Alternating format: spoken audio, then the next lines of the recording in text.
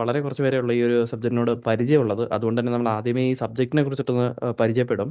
അതുപോലെ നിങ്ങളെ past question paper pattern എങ്ങനെയാണെന്നൊന്ന് ഡിസ്കസ് ചെയ്യും. അതിനുശേഷം നമുക്ക് എന്നെക്കുറിച്ച് ഞാനൊന്ന് പറയാം. അതിനുശേഷം നമുക്ക് സബ്ജക്റ്റിലേക്ക് പോകാം. ഓക്കെ. പിന്നെ നമ്മൾ തീർച്ചയായിട്ടും നമ്മൾ റെക്കോർഡിങ്സിൻ്റെ പ്രൈസിങ്ങിൻ്റെ കാര്യവും ഡിസ്കസ് ചെയ്യണം. ഓക്കെ. സോ ഞാൻ എൻ്റെ സ്ക്രീൻ ഷെയർ ചെയ്യാം.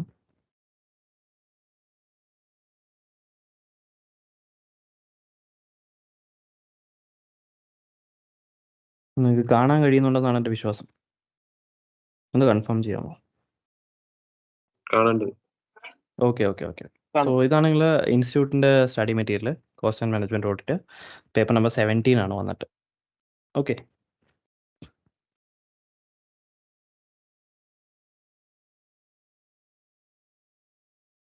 നമുക്ക് ഏകദേശം 18 ചാപ്റ്റേഴ്സാണ് ഈ ഒരു പേപ്പറിൽ നമുക്ക് പഠിക്കാനായിട്ട് വരുന്നത്.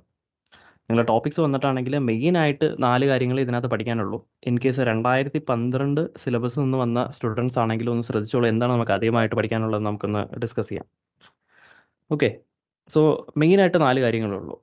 കോസ്റ്റ് ഓഡിറ്റ്, രണ്ടാമതായിട്ട് മാനേജ്മെൻറ്റ് ഓഡിറ്റ്, ഇൻറ്റേർണൽ ഓഡിറ്റ് എന്ന് തന്നെ വേണമെങ്കിൽ നമുക്ക് പറയാം, നാലാമതായിട്ട് forensic audit and anti money laundering. ഈ നാലാമത് വന്ന ടോപ്പിക്കാണ് നമുക്ക് 2016 നിന്ന് 2016 നിന്ന് ഈ 22 വന്നപ്പോഴത്തേക്കും പഠിക്കാനായിട്ട് അധികമായിട്ട് വന്നത്. അത് കൂടാതെ തന്നെ നിങ്ങൾക്ക് ഈ ഓരോ ഇൻഡിവിജ്വൽ ടോപ്പിക്കുകൾ, ബാക്കി 3 എണ്ണം, ഇത് നിങ്ങളെ പഴയ സിലബസിൽ ഉണ്ടായിരുന്ന കാര്യങ്ങൾ തന്നെയാണ്. പക്ഷേ എങ്കിൽ കൂടിയും അതിനകത്ത് കുറച്ച് ചെറിയ അഡീഷൻസ് വന്നിട്ടുണ്ട്.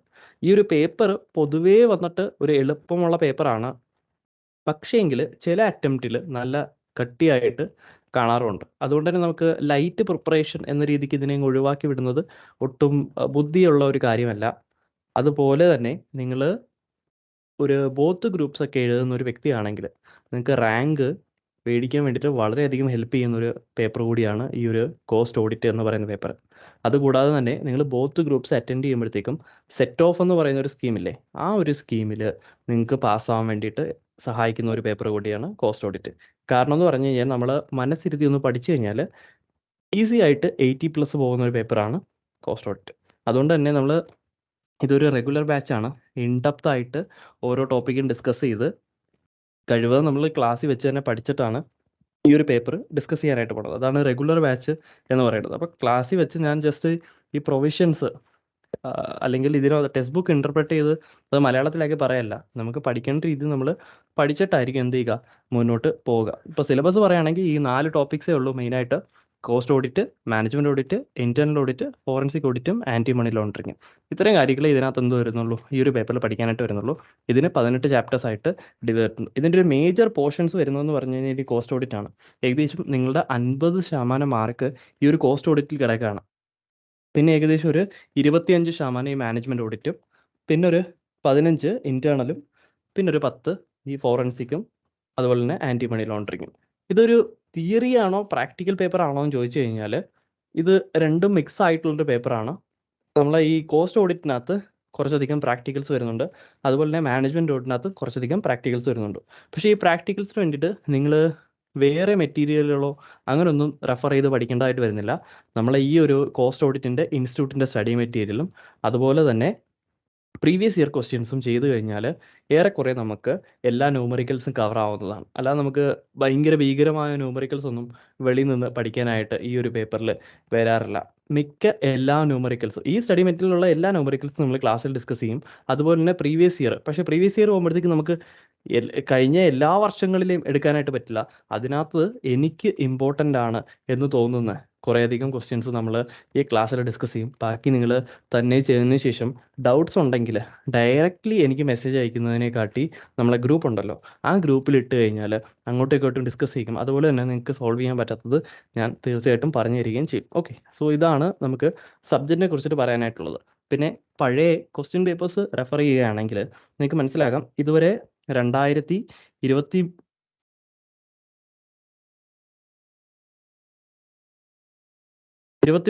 നമുക്ക് ഈ പുതിയ സിലബസിൻ്റെ എക്സാം നടന്നിട്ടുള്ളത്. അതും 2 എക്സാംസ് നടന്നിട്ടുള്ളൂ അല്ലേ. ആ എക്സാംസ് റെഫർ ചെയ്യുകയാണെങ്കിൽ നമുക്ക് അറിയാൻ പറ്റും 2 ക്വസ്റ്റ്യൻ പേപ്പറും 2 രീതിക്കാണുള്ളത്. ഓക്കെ. മീൻസ് അതിൻ്റെ പാറ്റേൺ 2 രീതിക്കാണ്. അതുകൊണ്ട് തന്നെ നമുക്ക് ഏറെക്കുറെ ഇതൊരു നിശ്ചിതമായ പാറ്റേൺ ആണെന്ന് പറയാനായിട്ട് പറ്റില്ല.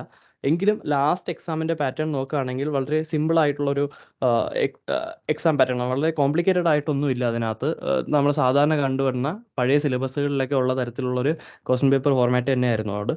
എങ്ങനെയാണെന്ന് ചോദിച്ചു കഴിഞ്ഞാൽ ഏകദേശം 30 മാർക്ക് നിങ്ങൾക്ക് MCQ നിന്നും 70 മാർക്കാണ് ലോങ് ക്വസ്റ്റ്യനിൽ നിന്ന് വന്നത്. അപ്പോൾ ഇവിടെ MCQ ധാരാളമായിട്ടൊരു റോള് പ്ലേ ചെയ്യുന്നുണ്ട്. അതുകൊണ്ട് തീർച്ചയായിട്ടും MCQ ഡിസ്കസ് ചെയ്യുന്നുള്ളത് വളരെ ഇമ്പോർട്ടൻ്റ് ആണ്. ടെക്സ്റ്റ് ബുക്കിൽ MCQ നമ്മൾ അതുപോലെ തന്നെ എന്ത് ചെയ്യും, ഡിസ്കസ് ചെയ്യും. പിന്നെ ഈ പഴയ സിലബസിലെയും അതുപോലെ തന്നെ ബിറ്റ് ക്വസ്റ്റ്യൻസ് എന്ന് പറഞ്ഞ് ഇൻസ്റ്റിറ്റ്യൂട്ട് എന്ത് ചെയ്തിട്ടുണ്ട്, പഴയ സിലബസിന് വേണ്ടിയിട്ട് ഒരു ഡോക്യുമെൻ്റ് റിലീസ് ചെയ്തിട്ടുണ്ട്. അതിനകത്ത് ഏകദേശം ഒരു 100 കണക്കിന് നൂറോട് അടുപ്പിച്ച ഒരു ക്വസ്റ്റ്യൻസ് ഉണ്ട്. ആ ക്വസ്റ്റ്യൻ നമ്മൾ എന്ത് ചെയ്യണം, പ്രാക്ടീസ് ചെയ്താൽ മാത്രമേ നമുക്ക് എന്ത് പറ്റുള്ളൂ, ഈ MCQ അറ്റൻഡ് ചെയ്യാനായിട്ട് പറ്റുള്ളൂ. 30 മാർക്കിൻ്റെ MCQ എന്ന് പറഞ്ഞു കഴിഞ്ഞാൽ ഏകദേശം 15 ക്വസ്റ്റ്യൻസ് 2 മാർക്കിൻ്റെ വീതമാണ് ചോദിച്ചിരുന്നത്. ജസ്റ്റിഫിക്കേഷൻ ഇല്ലാത്ത രീതിക്കാണ് ക്വസ്റ്റ്യൻ പേപ്പറിൽ കണ്ടത്. പക്ഷേ ഇൻസ്റ്റിറ്റ്യൂട്ടിൻ്റെ ഒരു ചരിത്രം വെച്ച് പരിശോധിക്കുകയാണെങ്കിൽ നമുക്ക് പഴയ സിലബസിലെ ക്വസ്റ്റ്യൻ പേപ്പറൊക്കെ നോക്കുകയാണെങ്കിൽ 2 മാർക്കിൻ്റെ MCQ ചോദിക്കുകയാണെങ്കിൽ അവർ ജസ്റ്റിഫിക്കേഷൻ എക്സ്പെക്ട് ചെയ്യുന്നുണ്ടായിരുന്നു. പക്ഷേ കഴിഞ്ഞ എക്സാമിന് അത് കണ്ടിട്ടില്ല. അപ്പോൾ കഴിവതും നമ്മളൊരു സേഫർ സൈഡിന് വേണ്ടിയിട്ട് എക്സാം എഴുതുമ്പോൾ എന്ത് ചെയ്യണം, ഈ MCQന് ഒരു ജസ്റ്റിഫിക്കേഷൻ കൊടുക്കുന്നത് വളരെ നല്ലതായിരിക്കും. ഓക്കെ, സോ ഇതാണ് ക്വസ്റ്റ്യൻ പേപ്പറിനെ കുറിച്ചിട്ട് എനിക്ക് പറയാനായിട്ടുള്ളത്. ക്വസ്റ്റ്യൻ പേപ്പർ ഇൻ ഡെപ്ത് നമ്മൾ എന്ത് ചെയ്യാം, ക്വസ്റ്റ്യൻ പേപ്പർ ഡിസ്കഷൻ ചെയ്യുമ്പോൾ നമുക്ക് അതിൻ്റെ സ്ട്രക്ചർ അനലൈസ് ചെയ്യാം. അപ്പോൾ കഴിഞ്ഞ എക്സാമിന് ഇത്തരത്തിലാണ് വന്നത്. ഏകദേശം 30 മാർക്ക് MCQയും 70 മാർക്കിൻ്റെ ലോങ് ക്വസ്റ്റ്യൻസുമാണ്. 70-നകത്ത് തിയറിയും ഉണ്ട്, അതുപോലെ തന്നെ പ്രാക്ടിക്കലും വരും. ഓക്കെ, സോ എന്തെങ്കിലും ക്വസ്റ്റ്യൻസ് ഉണ്ടോ, വേറെ എന്തെങ്കിലും ഈ സബ്ജക്റ്റിനെ കുറിച്ച് അറിയാൻ വേണ്ടിയിട്ട്? ടെസ്റ്റ് ബേസ് ആയിട്ട് എടുക്കാൻ നോട്ട് തരുമോ, PDF? നോട്ട് തീർച്ചയായിട്ടും ഉണ്ട്. ഹാൻഡ് റിട്ടൺ നോട്ടാണ്. ഓക്കെ, സോ ടെക്സ്റ്റ് ബുക്ക് നമുക്ക് ടെക്സ്റ്റ് ബുക്ക് ഒരു പ്രാവശ്യം വായിച്ച് പഠിക്കുന്നതുകൊണ്ട് ടെക്സ്റ്റ് ബുക്ക് തെറ്റില്ല. പക്ഷേ അതൊരു കുറച്ച് സിമ്പിളാക്കി അതിനെ ഒരു കൺസൈസ് ആക്കി പഠിച്ചാൽ മാത്രമേ നമുക്ക് പരീക്ഷയ്ക്ക് ഓർത്ത് നിൽക്കുള്ളൂ. അതുകൊണ്ട് അതിനൊരു ഹാൻഡ് റിട്ടൺ നോട്ടാക്കി കൺവേർട്ട് ചെയ്തിട്ടുണ്ട്. ഈ ഒരു നോട്ട് ക്ലാസ് തീരുമ്പോഴത്തേക്കും ഗ്രൂപ്പിൽ ഷെയർ ചെയ്യും. ഈ ഒരു നോട്ട് വെച്ച് മാത്രം പഠിച്ചാൽ മതിയാവും. ഇതിനകത്ത് എല്ലാ ടോപ്പിക്സും അതുപോലെ തന്നെ കവർ ചെയ്തിട്ടുണ്ട്. അതുമല്ല, എല്ലാ ടോപ്പിക്കും കൺസൈസ് ആയിട്ടാണ് കവർ ചെയ്തിരിക്കുന്നത്. ഇതിപ്പോൾ നിലവിലിപ്പോൾ നമ്മൾ എടുക്കുന്ന ചാപ്റ്റേഴ്സും ഇതുമായിരിക്കും ഷെയർ ചെയ്യുന്നത്. മൊത്തം നോട്ട്സും കൂടി ഇപ്പോൾ അവൈലബിൾ അല്ല. അപ്പം നിങ്ങളെ ക്ലാസ്സിന് വേണ്ടിയിട്ട് ക്ലാസ് സെഷൻ വരുന്നതനുസരിച്ചായിരിക്കും ഈ നോട്ട് പ്രിപ്പയർ ചെയ്യുന്നത്. ഇപ്പം നമ്മളതിൽ ചാപ്റ്റർ 1-ൻ്റെയും 2-ൻ്റെയും നോട്ട്സാണുള്ളത്. അപ്പോൾ അത് ആ സെഷൻസ് കഴിയുന്നവരും നമ്മൾ എന്ത് ചെയ്യും, ഗ്രൂപ്പിൽ ഷെയർ ചെയ്യും. ഓക്കെ, വേറെ എന്തെങ്കിലും? Okay, fine. വേറെ ആർക്കും ഒന്നും ചോദിക്കാനില്ല? ഓക്കെ, സോ എൻ്റെ പേര് പ്രേംജിത്ത് എന്നാണ്. ഞാൻ വന്നിട്ട് ഡിസംബർ 2021 ക്വാളിഫൈ ചെയ്തതാണ്. എൻ്റെ വർക്ക് എക്സ്പീരിയൻസ് വന്നിട്ടാണ് എൻ്റെ കരിയർ തുടങ്ങുന്നത് മാനുഫാക്ചറിങ് ആൻഡ് മൈനിങ് എന്നാണ്. അതിനുശേഷം ഞാൻ ഹോസ്പിറ്റാലിറ്റി ഇൻഡസ്ട്രിയിലോട്ട് പോയി. മീൻസ് ഹോട്ടൽ ഇൻഡസ്ട്രി ആയിരുന്നു. അവിടെ കോസ്റ്റ് കൺട്രോളറായിട്ട് വർക്ക് ചെയ്ത് കുറച്ച് നാളും. അതിനുശേഷം ഇപ്പോൾ ഫിനാൻഷ്യൽ സർവീസസ് ഇൻഡസ്ട്രിയിലാണ്. അപ്പോൾ കോസ്റ്റ് ഓഡിറ്റിൽ എനിക്ക് പ്രാക്ടിക്കൽ എക്സ്പോഷർ ഈ ഒരു ഹോട്ടൽ ഇൻഡസ്ട്രിയിലാണ് കുറച്ചുള്ളത്. പിന്നെ കോസ്റ്റ് ഓഡിറ്റ് വിഭാഗത്തിലേക്ക് പ്രാക്ടിക്കൽ എക്സ്പോഷർ വളരെ കുറവാണ്. പക്ഷേ ഞാൻ വന്നിട്ട് ഈ എക്സാമിന് 70+ സ്കോർ ചെയ്തതാണ് എൻ്റെ ഫൈനൽ എക്സാംസിന് വേണ്ടിയിട്ട്, കോസ്റ്റ് ഓഡിറ്റിന് വേണ്ടിയിട്ട്. അപ്പോൾ ഈ ടെക്സ്റ്റ് ബുക്ക് എങ്ങനെ പഠിപ്പിക്കണമെന്നും ഇതിലുള്ള കാര്യങ്ങൾ നിങ്ങളെ തലയ്ക്കകത്ത് എങ്ങനെ കയറ്റണമെന്നും എനിക്ക് നന്നായിട്ട് അറിയാം. പക്ഷേ പ്രാക്ടിക്കൽ ആസ്പെക്ട്സിൽ നിന്ന് ഇപ്പോൾ നിങ്ങൾ ഇതിൻ്റെ ഇടയ്ക്ക് കോസ്റ്റ് ഓഡിറ്റിൽ വർക്ക് ചെയ്യുന്ന ആൾക്കാരുണ്ടാവും. അപ്പോൾ നിങ്ങൾക്ക് എന്തെങ്കിലും കോൺട്രിബ്യൂട്ട് ചെയ്യണമെന്നുണ്ടെങ്കിൽ പ്രാക്ടിക്കൽ ആസ്പെക്റ്റിലേക്ക് തീർച്ചയായിട്ടും നിങ്ങൾക്ക് എന്ത് ചെയ്യാം, കോൺട്രിബ്യൂട്ട് ചെയ്യാം. ടെക്സ്റ്റ് ബുക്കിലെ കാര്യം നിങ്ങൾ യാതൊരു രീതിയിലും ടെൻഷൻ അടിക്കേണ്ട ആവശ്യമില്ല. അതെങ്ങനെ പഠിക്കണമെന്നും അത് പരീക്ഷയ്ക്ക് എങ്ങനെ കൊടുക്കണമെന്നും ഞാൻ പഠിപ്പിച്ചു തരാം. ഫൈൻ. നിങ്ങൾക്കൊരു ഫോൺ മേടിക്കണം, ഒരു പഴയ ഫോൺ മേടിക്കണം. പക്ഷെ നിങ്ങൾക്ക് ഈ ഫോണിനെ കുറിച്ചിട്ട് യാതൊരു ഐഡിയയും ഇല്ലാത്തൊരു മനുഷ്യനാണ്. അപ്പോഴത്തേക്കും നിങ്ങൾക്കൊരു സുഹൃത്തുണ്ടെന്ന് വെച്ചോളൂ. ഈ സുഹൃത്ത് ഫോണിനെ കുറിച്ച് നന്നായിട്ടെല്ലാം അറിയാം. പുള്ളി ഒരു ഫോണിൻ്റെ കോഴ്സ് ചെയ്തിട്ടുണ്ട്, ഫോൺ റിപ്പയർ ചെയ്യുന്നത് എല്ലാം. അപ്പോൾ ഈ ജസ്റ്റ് നമുക്ക് ഇപ്പോഴത്തെ ഒരു ട്രെൻഡ് അനുസരിച്ച് ഐഫോൺ തന്നെയാണ് നിങ്ങൾ വാങ്ങിക്കാനായിട്ട് പോകണമെന്ന് വെച്ചു. അപ്പോൾ മറ്റൊരു വ്യക്തിയുടെ കയ്യിൽ നിന്ന് യൂസ്ഡ് ഫോണാണ് വാങ്ങിക്കാനായിട്ട് പോകുന്നത്. നിങ്ങൾ ഈ ഫ്രണ്ടുമായിട്ട് ഈ ഫോൺ ഇൻസ്പെക്ട് ചെയ്യാനായിട്ട് പോകും. അപ്പോൾ ഈ ഫ്രണ്ട് എന്ത് ചെയ്യും, ഈ ഫോൺ നോക്കും. എന്നിട്ട് പുള്ളി നമ്മളടുത്ത് പറയും, ആടാ ഒരു തരക്കേടില്ലാത്ത ഫോണാണ്, നല്ല ഫോണാണ്, ഇതിന് ഇന്ന ഇന്ന കാര്യങ്ങളെല്ലാം നല്ലതാണ്. പക്ഷേ മൊത്തം ഞാൻ പറയില്ല, നിനക്ക് പറ്റുമെങ്കിൽ നീ വാങ്ങിച്ചോ, തരക്കേടില്ലാത്തൊരു ഫോണാണ്. അപ്പോൾ ഇവിടെ പുള്ളി തരുന്നത് ഒരു അഷ്വറൻസ് ആണ്. എന്താണ്, ഒരു ഉറപ്പാണ് ഈ പുള്ളി ഇവിടെ തരുന്നത്. പക്ഷേ എന്തരത്തിലുള്ള അഷുറൻസ് ആണ്? ഇവനൊരു ക്വാളിഫൈഡ് ടെക്നീഷ്യൻ ആയതുകൊണ്ട് തന്നെ എനിക്ക് മനസ്സിലാക്കാം ഇവനൊരു ഹൈലി റിലയബിൾ അഷുറൻസ് ആണ് തരുന്നത്, അല്ലെങ്കിൽ ഹൈ ലെവൽ ഓഫ് അഷുറൻസ് ആണ് തരുന്നത്. ഓക്കെ, അപ്പോൾ ഇവൻ്റെ ഈ വാക്ക് കേട്ട് നമുക്ക് എന്ത് ചെയ്യാം, ഈ ഒരു ഫോൺ മേടിക്കാം. കാരണം നമുക്ക് അവനെ വിശ്വാസമുണ്ട്, ഇവനൊരു ക്വാളിഫൈഡ് ടെക്നീഷ്യൻ ആണ്, അതുകൊണ്ട് തന്നെ ഈ ഒരു ഫോൺ മേടിക്കാം. അവൻ നല്ല രീതിക്ക് അത് ഇൻസ്പെക്ട് ചെയ്തിട്ടുണ്ട്. അപ്പോൾ ഇവിടെ ഒരു ഹൈ ലെവൽ ഓഫ് അഷുറൻസ് ആണ് തരുന്നത്. പക്ഷേ ഒരു അബ്സല്യൂട്ട് അഷുറൻസ് അല്ല. അബ്സല്യൂട്ട് അഷുറൻസ് എന്ന് പറഞ്ഞു കഴിഞ്ഞാൽ എന്താ? കംപ്ലീറ്റ് ഗ്യാരണ്ടിയാണ്. അവൻ പറയാം നീ കണ്ണു അടച്ച് ഈ ഫോൺ മേടിച്ചോ, എന്ത് പ്രശ്നം വന്നാലും ഞാൻ നോക്കിക്കോളാം. അങ്ങനെയല്ല അവൻ പറയുന്നത്. അവൻ പറയുന്നത് ഒരു തരക്കേടില്ലാത്തൊരു ഫോണാണ്, വാങ്ങിച്ചോളൂ, ഞാൻ നോക്കിയത് വെച്ചിട്ട് പ്രശ്നങ്ങളൊന്നും ഇല്ല. അതിന് നമ്മൾ പറയുന്ന പേരാണ് ഹൈ ലെവൽ ഓഫ് അഷുറൻസ് എന്ന് പറയും. അപ്പോൾ ഇവന് അബ്സല്യൂട്ട് അഷുറൻസ് ഒരിക്കലും അവന് തരാൻ പറ്റത്തില്ല. കാരണം ഇത് മറ്റൊരാൾ ഉപയോഗിച്ച ഫോണാണ്. അപ്പോൾ ആ ഫോണിന് എന്തൊക്കെ കംപ്ലയിൻറ്റ് മുന്നേ വന്നിട്ടുണ്ടെന്നൊന്നും പുള്ളിക്ക് ഒരു ഐഡിയയും ഇല്ല. അതുകൊണ്ടാണ് പുള്ളി ഒരു ഹൈ ലെവൽ ഓഫ് അഷുറൻസ് തരുന്നത്, അബ്സല്യൂട്ട് അഷുറൻസ് തരുന്നില്ല. അബ്സല്യൂട്ട് അഷുറൻസ് എന്ന് പറഞ്ഞാൽ അത് ഗ്യാരണ്ടിയാണ്. ഇപ്പോൾ ഒരു ഹൈ ലെവൽ ഓഫ് അഷുറൻസ് തരുന്നുണ്ടെങ്കിൽ ആ ഒരു ഹൈ ലെവൽ ഓഫ് അഷുറൻസിനെയാണ് നമ്മൾ എന്തെന്ന് പറയുന്നത്, ഓഡിറ്റ് എന്ന് പറയുന്നത്. ഇനി നിങ്ങൾ ഈ ഫ്രണ്ടിനെ ഒരു കോസ്റ്റ് ഓഡിറ്ററായിട്ട് അസ്യൂം ചെയ്യുക.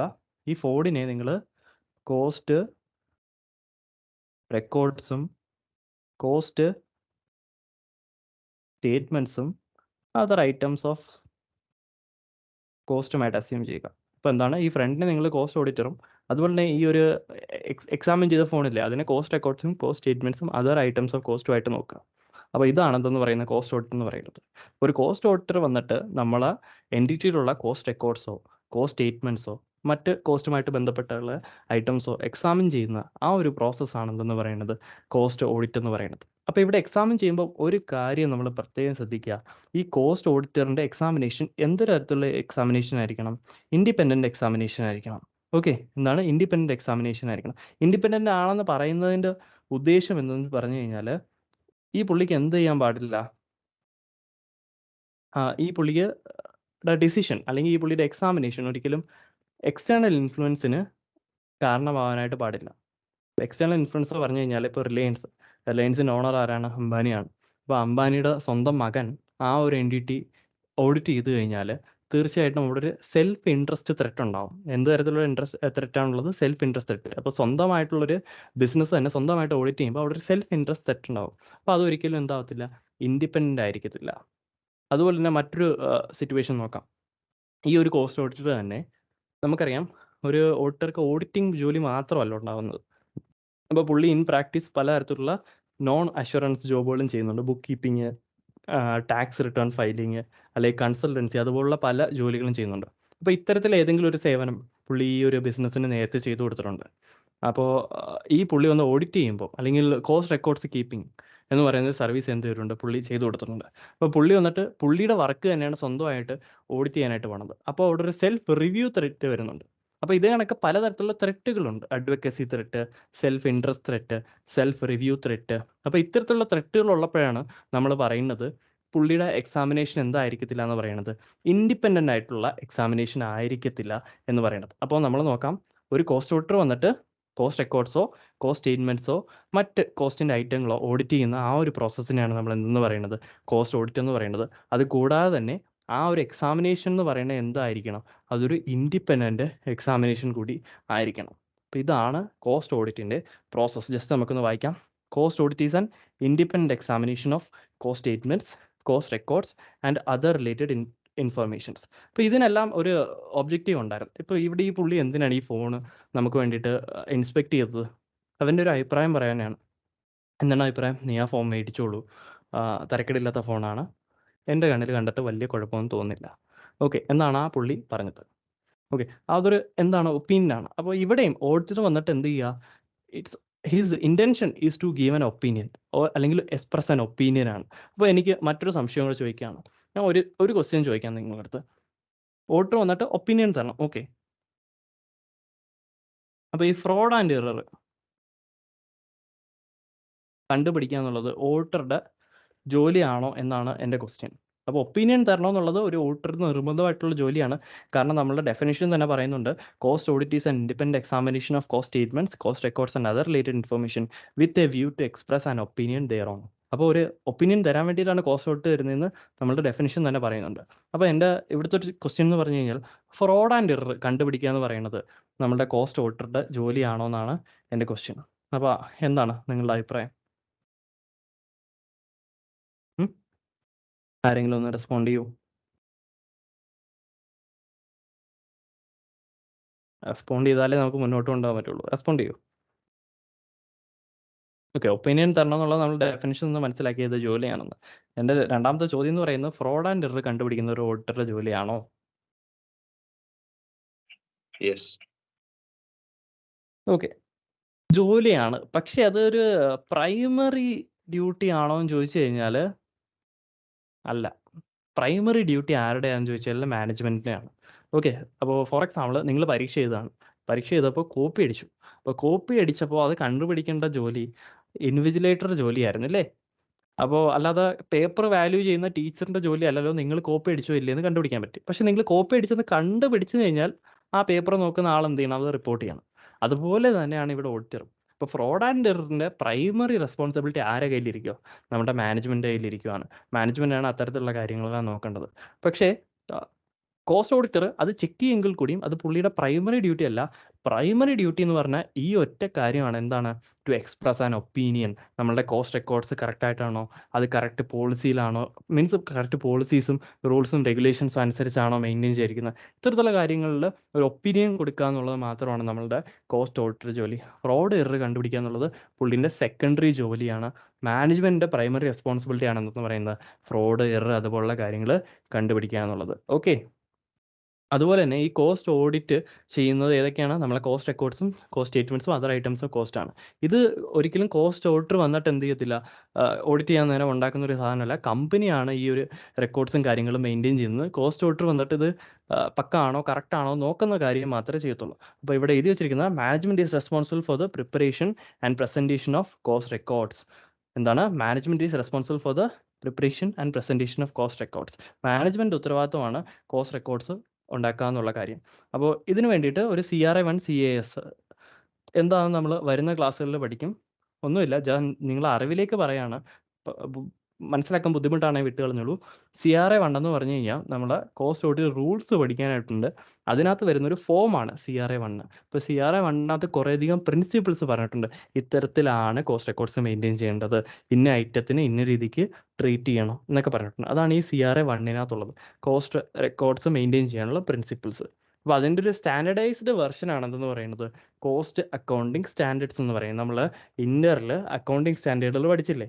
അതുപോലെ തന്നെ നമ്മളുടെ ICMA റിലീസ് ചെയ്യുന്ന സ്റ്റാൻഡേർഡുകളാണ് CAS അഥവാ കോസ്റ്റ് അക്കൗണ്ടിങ് സ്റ്റാൻഡേർഡ്സ്. അതൊന്നുമില്ല, CRA1 ഒരു സ്റ്റാൻഡർഡൈസ്ഡ് ഫോമാണ്. CRA1 CAS ഇൻ സിങ്ക് ആണ്, മീൻസ് രണ്ടും ഹാൻഡ് ഇൻ ഹാൻഡ് പോണ കാര്യങ്ങളാണ്. അപ്പോൾ CRA1 CAS പ്രകാരം എന്ത് ചെയ്യും? മാനേജ്മെൻറ്റ് ഈ കോസ്റ്റ് റെക്കോർഡ്സും കാര്യങ്ങളും എല്ലാം പ്രിപ്പയർ ചെയ്യും. നമ്മളെ കോസ്റ്റ് ഓഡിറ്റർ ജോലി എന്താണ്? He will review, examine and approve the cost accounting records and other related information. ഇതിന് വേണ്ടിയിട്ട് പുള്ളി എന്ത് ചെയ്യണം? കോസ്റ്റ് ഓഡിറ്റിംഗ് സ്റ്റാൻഡേർഡ്സ് ഫോളോ ചെയ്യണം. കോസ്റ്റ് ഓഡിറ്റിംഗ് സ്റ്റാൻഡേർഡ്സ് എന്ന് പറഞ്ഞു കഴിഞ്ഞാൽ ഇപ്പോൾ ഞാനായാലും നിങ്ങളായാലും എല്ലാവരും ഒരു കാലത്ത് ഒരു CMA ആവും. നമ്മൾ പക്ഷേ പ്രാക്ടീസ് ചെയ്യാന്നുള്ള ഓപ്ഷനാണ്. എങ്കിൽ കൂടി നമുക്ക് അസ്യൂം ചെയ്യാം നമ്മളെല്ലാവരും പ്രാക്ടീസിലേക്ക് പോവാണ്.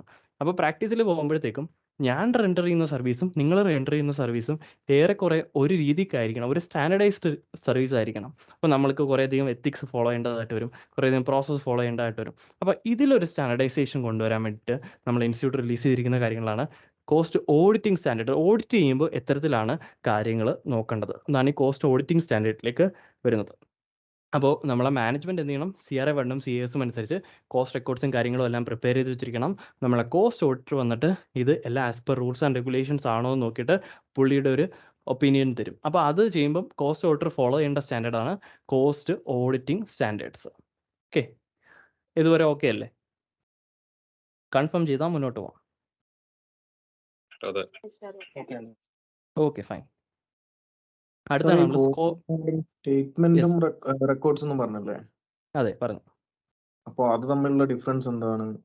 കോസ്റ്റ് റെക്കോർഡ്സ് എന്ന് പറഞ്ഞു കഴിഞ്ഞാൽ ഫോർ എക്സാമ്പിൾ നിങ്ങൾ വർക്ക് ഇൻ പ്രോഗ്രസ് അക്കൗണ്ട്, നമ്മൾ ലെഡ്ജറൊക്കെ ഇല്ലേ, അതുപോലുള്ള കാര്യങ്ങൾ നമുക്ക് കോസ്റ്റ് റെക്കോർഡ്സിൻ്റെ കാര്യങ്ങളിലേക്ക് എന്ത് ചെയ്യാം, അല്ലെങ്കിൽ മെറ്റീരിയൽ കൺസംഷൻ്റെ ഒരു ഡീറ്റെയിൽസ് അതൊക്കെ എന്താ കോസ്റ്റ് റെക്കോർഡ്സിൻ്റെ ഒരു രീതിയിലേക്ക് കൊണ്ടുപോകാം. കോസ്റ്റ് സ്റ്റേറ്റ്മെൻറ്റ്സ് എന്ന് പറയുമ്പോൾ നിങ്ങളെ കോസ്റ്റ് ഷീറ്റൊക്കെ ഇല്ലേ, ആവറേജ് കോസ്റ്റ് സ്റ്റേറ്റ്മെൻറ്റ്, അത് കോസ്റ്റ് ഷീറ്റ്, അതുപോലുള്ള കാര്യങ്ങളൊക്കെ എന്താണ് സ്റ്റേറ്റ്മെൻറ്റ് എന്ന രീതിയിലേക്ക് കൊണ്ടുപോകാനായിട്ട് പറ്റും. ഓക്കെ, ക്ലിയർ അല്ലേ? Okay sir. Okay, fine.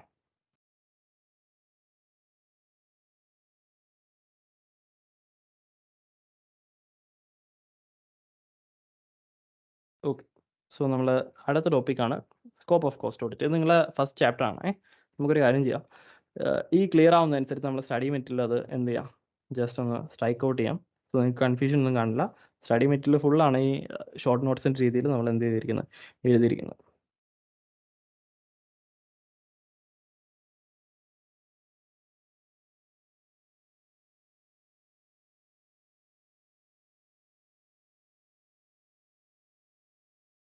Okay. So ഇതാണ് നിങ്ങളെ chapter basics of cost audit. അതിനകത്ത് ആദ്യമേ നമ്മൾ ഈ നേച്ചർ ആൻഡ് സ്കോപ്പാണ് ഇപ്പോൾ പഠിച്ചുകൊണ്ടിരിക്കുന്നത്. ഇതിനകത്ത് നമ്മൾ ഓൾറെഡി കോസ്റ്റ് ഓഡിറ്റ് എന്താണെന്ന് പഠിച്ചു. അതിനുശേഷം ഇപ്പോൾ അതിൻ്റെ സ്കോപ്പിലേക്കാണ് പോണത്. ഓക്കെ, സോ നമുക്ക് പോകാം. Scope of cost audit. അപ്പോൾ നിങ്ങൾക്ക് ഈ ഫിനാൻഷ്യൽ ഓഡിറ്ററും കോസ്റ്റ് ഓഡിറ്ററും ചെയ്യുന്ന ജോലിയിലുള്ള വ്യത്യാസം എന്താണെന്ന് എനിക്ക് ഒന്ന് പറഞ്ഞു തരാമോ? ജസ്റ്റ് നിങ്ങൾക്ക് എന്താണ് തോന്നുന്നതെന്ന് പറഞ്ഞാൽ മതി. അല്ലാതെ നമുക്ക് തിയററ്റിക്കൽ ടെക്സ്റ്റ് ബുക്കിൽ എന്താണെന്നൊന്നും അറിയണ്ട. ജസ്റ്റ് എൻ്റെ അടുത്ത് ഒന്ന് പറഞ്ഞാൽ മതി, എങ്ങനെയാണ് നിങ്ങൾക്ക് തോന്നുന്നത് വ്യത്യാസമായിട്ടിരിക്കുന്നത് ഒന്ന് പറയാമോ?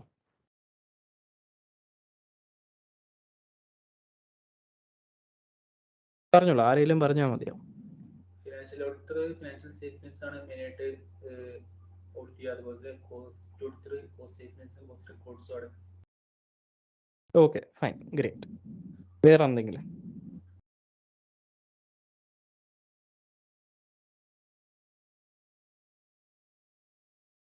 വീണ ഇത് ഓൾറെഡി പഠിച്ചതല്ലേ, കോസ്റ്റ് ഓഡിറ്റ്? ജസ്റ്റ് നമുക്ക് ഒന്ന് പറഞ്ഞുതരുമോ? എന്തെങ്കിലും ആ ഒരു ജോലിയിൽ എന്തെങ്കിലും വ്യത്യാസമുണ്ടോ? ഷാജാൻ പറഞ്ഞത് കംപ്ലീറ്റ്ലി കറക്റ്റ് ആണ്, പക്ഷെ എന്തെങ്കിലും അഡീഷണൽ ആയിട്ട് കോൺട്രിബ്യൂട്ട് ചെയ്യാനുണ്ടോ വീണയ്ക്ക്?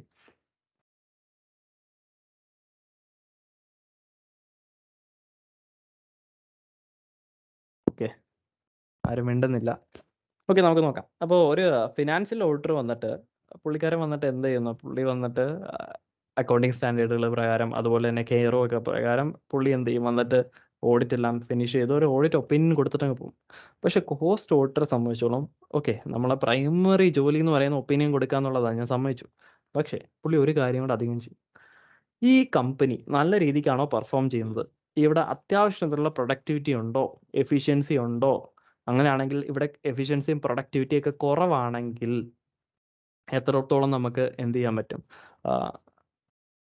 കൂട്ടാനായിട്ട് പറ്റും? അതിനുള്ള സജഷൻസ് അതുപോലുള്ള കാര്യങ്ങളും എന്ത് ചെയ്യും നമ്മളെ കോസ്റ്റ് ഓഡിറ്റർ പുള്ളിയുടെ റിപ്പോർട്ടിൽ ഉൾപ്പെടുത്തും. അപ്പോൾ cost auditor is always concern with performance of the entity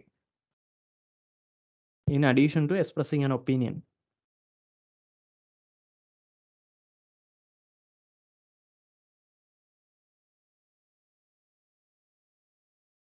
പെർഫോമൻസിലും എന്ത് ചെയ്തിട്ടുണ്ട്, നമ്മളെ കോസ്റ്റ് ഓഡിറ്റർക്ക് ഒരു അനാലിസിസ് നടത്തേണ്ട ആവശ്യമുണ്ട്. ഇപ്പോൾ പുള്ളി എന്ത് ചെയ്യും? പെർഫോമൻസ് മികച്ച രീതിക്കില്ലെങ്കിൽ അത് നന്നാക്കാനുള്ള സജഷൻസ് കൂടി എന്ത് ചെയ്യും, നമ്മൾ കോസ്റ്റ് ഓഡിറ്റർ കൊടുക്കും. അപ്പോൾ കപ്പാസിറ്റി യൂട്ടിലൈസേഷൻ മെഷീൻസ് ഒക്കെ ഉണ്ടാവും. ഈ മെഷീൻസ് കറക്റ്റായിട്ട് യൂട്ടിലൈസ് ആവുന്നുണ്ടോ? കഴിഞ്ഞ വർഷം ഇൻ കേസ് അബ്നോർമൽ ആയിട്ടുള്ള ഇവൻറ്റുകൾ, ഫോർ എക്സാമ്പിൾ സ്ട്രൈക്ക് അതുപോലുള്ള കാര്യങ്ങളൊക്കെ ഉണ്ടെങ്കിൽ എത്രത്തോളം എത്രത്തോളം എക്സ്പെൻസ് ആണ് ആ ഒരു ഭാഗത്തേക്ക് പോയിരിക്കുന്നത്? ഫോർ എക്സാമ്പിൾ സ്ട്രൈക്ക് ഒക്കെ ഉണ്ടെങ്കിൽ നമ്മൾ എൻറ്റിറ്റിയിൽ വേരിയബിൾ കോസ്റ്റ്, ഇപ്പോൾ പ്രൊഡക്ഷൻ ഇല്ലെങ്കിൽ വേരിയബിൾ കോസ്റ്റ് അവിടെ ഉണ്ടാകത്തില്ല, പക്ഷേ ഫിക്സഡ് കോസ്റ്റ് ഉണ്ടാവും. നമ്മൾ സാലറി കൊടുക്കാനുള്ളവർക്ക് സാലറി കൊടുക്കണം, റെൻ്റ് കൊടുക്കാനുള്ള റെൻ്റ് കൊടുക്കണം. അപ്പോൾ ഇതുപോലുള്ള കാര്യങ്ങൾ അവിടെ ഉണ്ടാവും. ചിലപ്പോൾ പ്രൊഡക്ഷൻ നടക്കുന്നുണ്ടായിരിക്കും, പക്ഷേ ടു ദ ഫുൾ എക്സ്റ്റെൻഡ് ഉണ്ടാകത്തില്ല. അപ്പോഴും നമ്മൾ എന്ത് ചെയ്യണം? അവിടെ ഒരു ലോസ് ഇൻകർ ചെയ്തിട്ടാണ് മുന്നോട്ട് പോയിക്കൊണ്ടിരിക്കുന്നത്. അപ്പോൾ അത്തരത്തിലുള്ള അബ്നോർമൽ ഈവൻസിൻ്റെ കോസ്റ്റ് കണ്ടുപിടിക്കണം, ഇത് മാനേജ്മെൻറ്റ് എക്സ്പ്ലെയിൻ ചെയ്ത് കൊടുക്കണം. അപ്പോൾ അത്തരത്തിലുള്ള കാര്യങ്ങളും എന്ത് ചെയ്യും, നമ്മളെ കോസ്റ്റ് ഓഡിറ്റർ ചെയ്യും. This is a work which is in addition to what normally auditors do. Okay, അതുകൊണ്ട് തന്നെ നമുക്ക് പറയാം കോസ്റ്റ് ഓഡിറ്റിൻ്റെ ഒരു സ്കോപ്പ് എന്ന് പറയുന്നത് ഇറ്റ് ഈസ് ബിയോണ്ട് കംപ്ലയൻസ് പ്രകാരം നമ്മൾ എന്താ ഈ കോസ്റ്റ് അക്കൗണ്ടിങ് റെക്കോർഡ്സും അതുപോലെ തന്നെ കോസ്റ്റ് അക്കൗണ്ടിങ് പ്രിൻസിപ്പിൾസും സ്റ്റാൻഡേർഡ്സും എല്ലാം അനുസരിച്ചാണോ കോസ്റ്റ് റെക്കോർഡ്സ് ഉണ്ടാക്കിയിരിക്കുന്നത് നോക്കിയാൽ മാത്രം മതി. പക്ഷേ എങ്കിൽ ഇപ്പോൾ ഒരു കോസ്റ്റ് ഓഡിറ്റർ വന്നിട്ട് അത് മാത്രമല്ല ഈ ഒരു എൻറ്റിറ്റീൻ്റെ പെർഫോമൻസ് കൂടി വിലയിരുത്തും. അതുകൊണ്ട് തന്നെ നമുക്ക് പറയാം the scope of cost audit is beyond compliance. Okay, നിയമങ്ങളിലേക്ക് ലിമിറ്റഡ് അല്ല.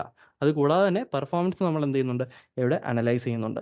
It works as A mirror of entities performance. ഇപ്പോൾ ഒരു എൻറ്റിറ്റിയുടെ പെർഫോമൻസ് എത്തരത്തിലാണെന്ന് കൂടി എന്ത് ചെയ്യുന്നുണ്ട്, നമ്മളുടെ കോസ്റ്റ് ഓഡിറ്റർ അയാളുടെ ഓഡിറ്റ് റിപ്പോർട്ടിൽ ഉൾപ്പെടുത്തുമെന്നാണ് പറയുന്നത്. It encompasses overall efficiency and its improvement. അപ്പം എഫിഷ്യൻസിയിൽ എന്തെങ്കിലും പോരായ്മകളുണ്ടെങ്കിൽ അതിനെ അളക്കുകയും അത് ഇമ്പ്രൂവ് ചെയ്യാനായിട്ടുള്ള സജഷൻസും അവരുടെ ആ ഒരു റിപ്പോർട്ടിൽ കാണും. ജസ്റ്റ് എക്സാമ്പിൾ ഇവിടെ പറയുന്നുണ്ട്, it helps in element, just ഞാൻ വായിക്കണം, അതിനുശേഷം നമ്മൾ എക്സ്പ്ലെയിൻ ചെയ്യും. It helps in element wise cost control, setting of standards and budgetary control, necessity and results, minimise wastage and assist management decision making. Just ഞാൻ പറയാം ഇത്.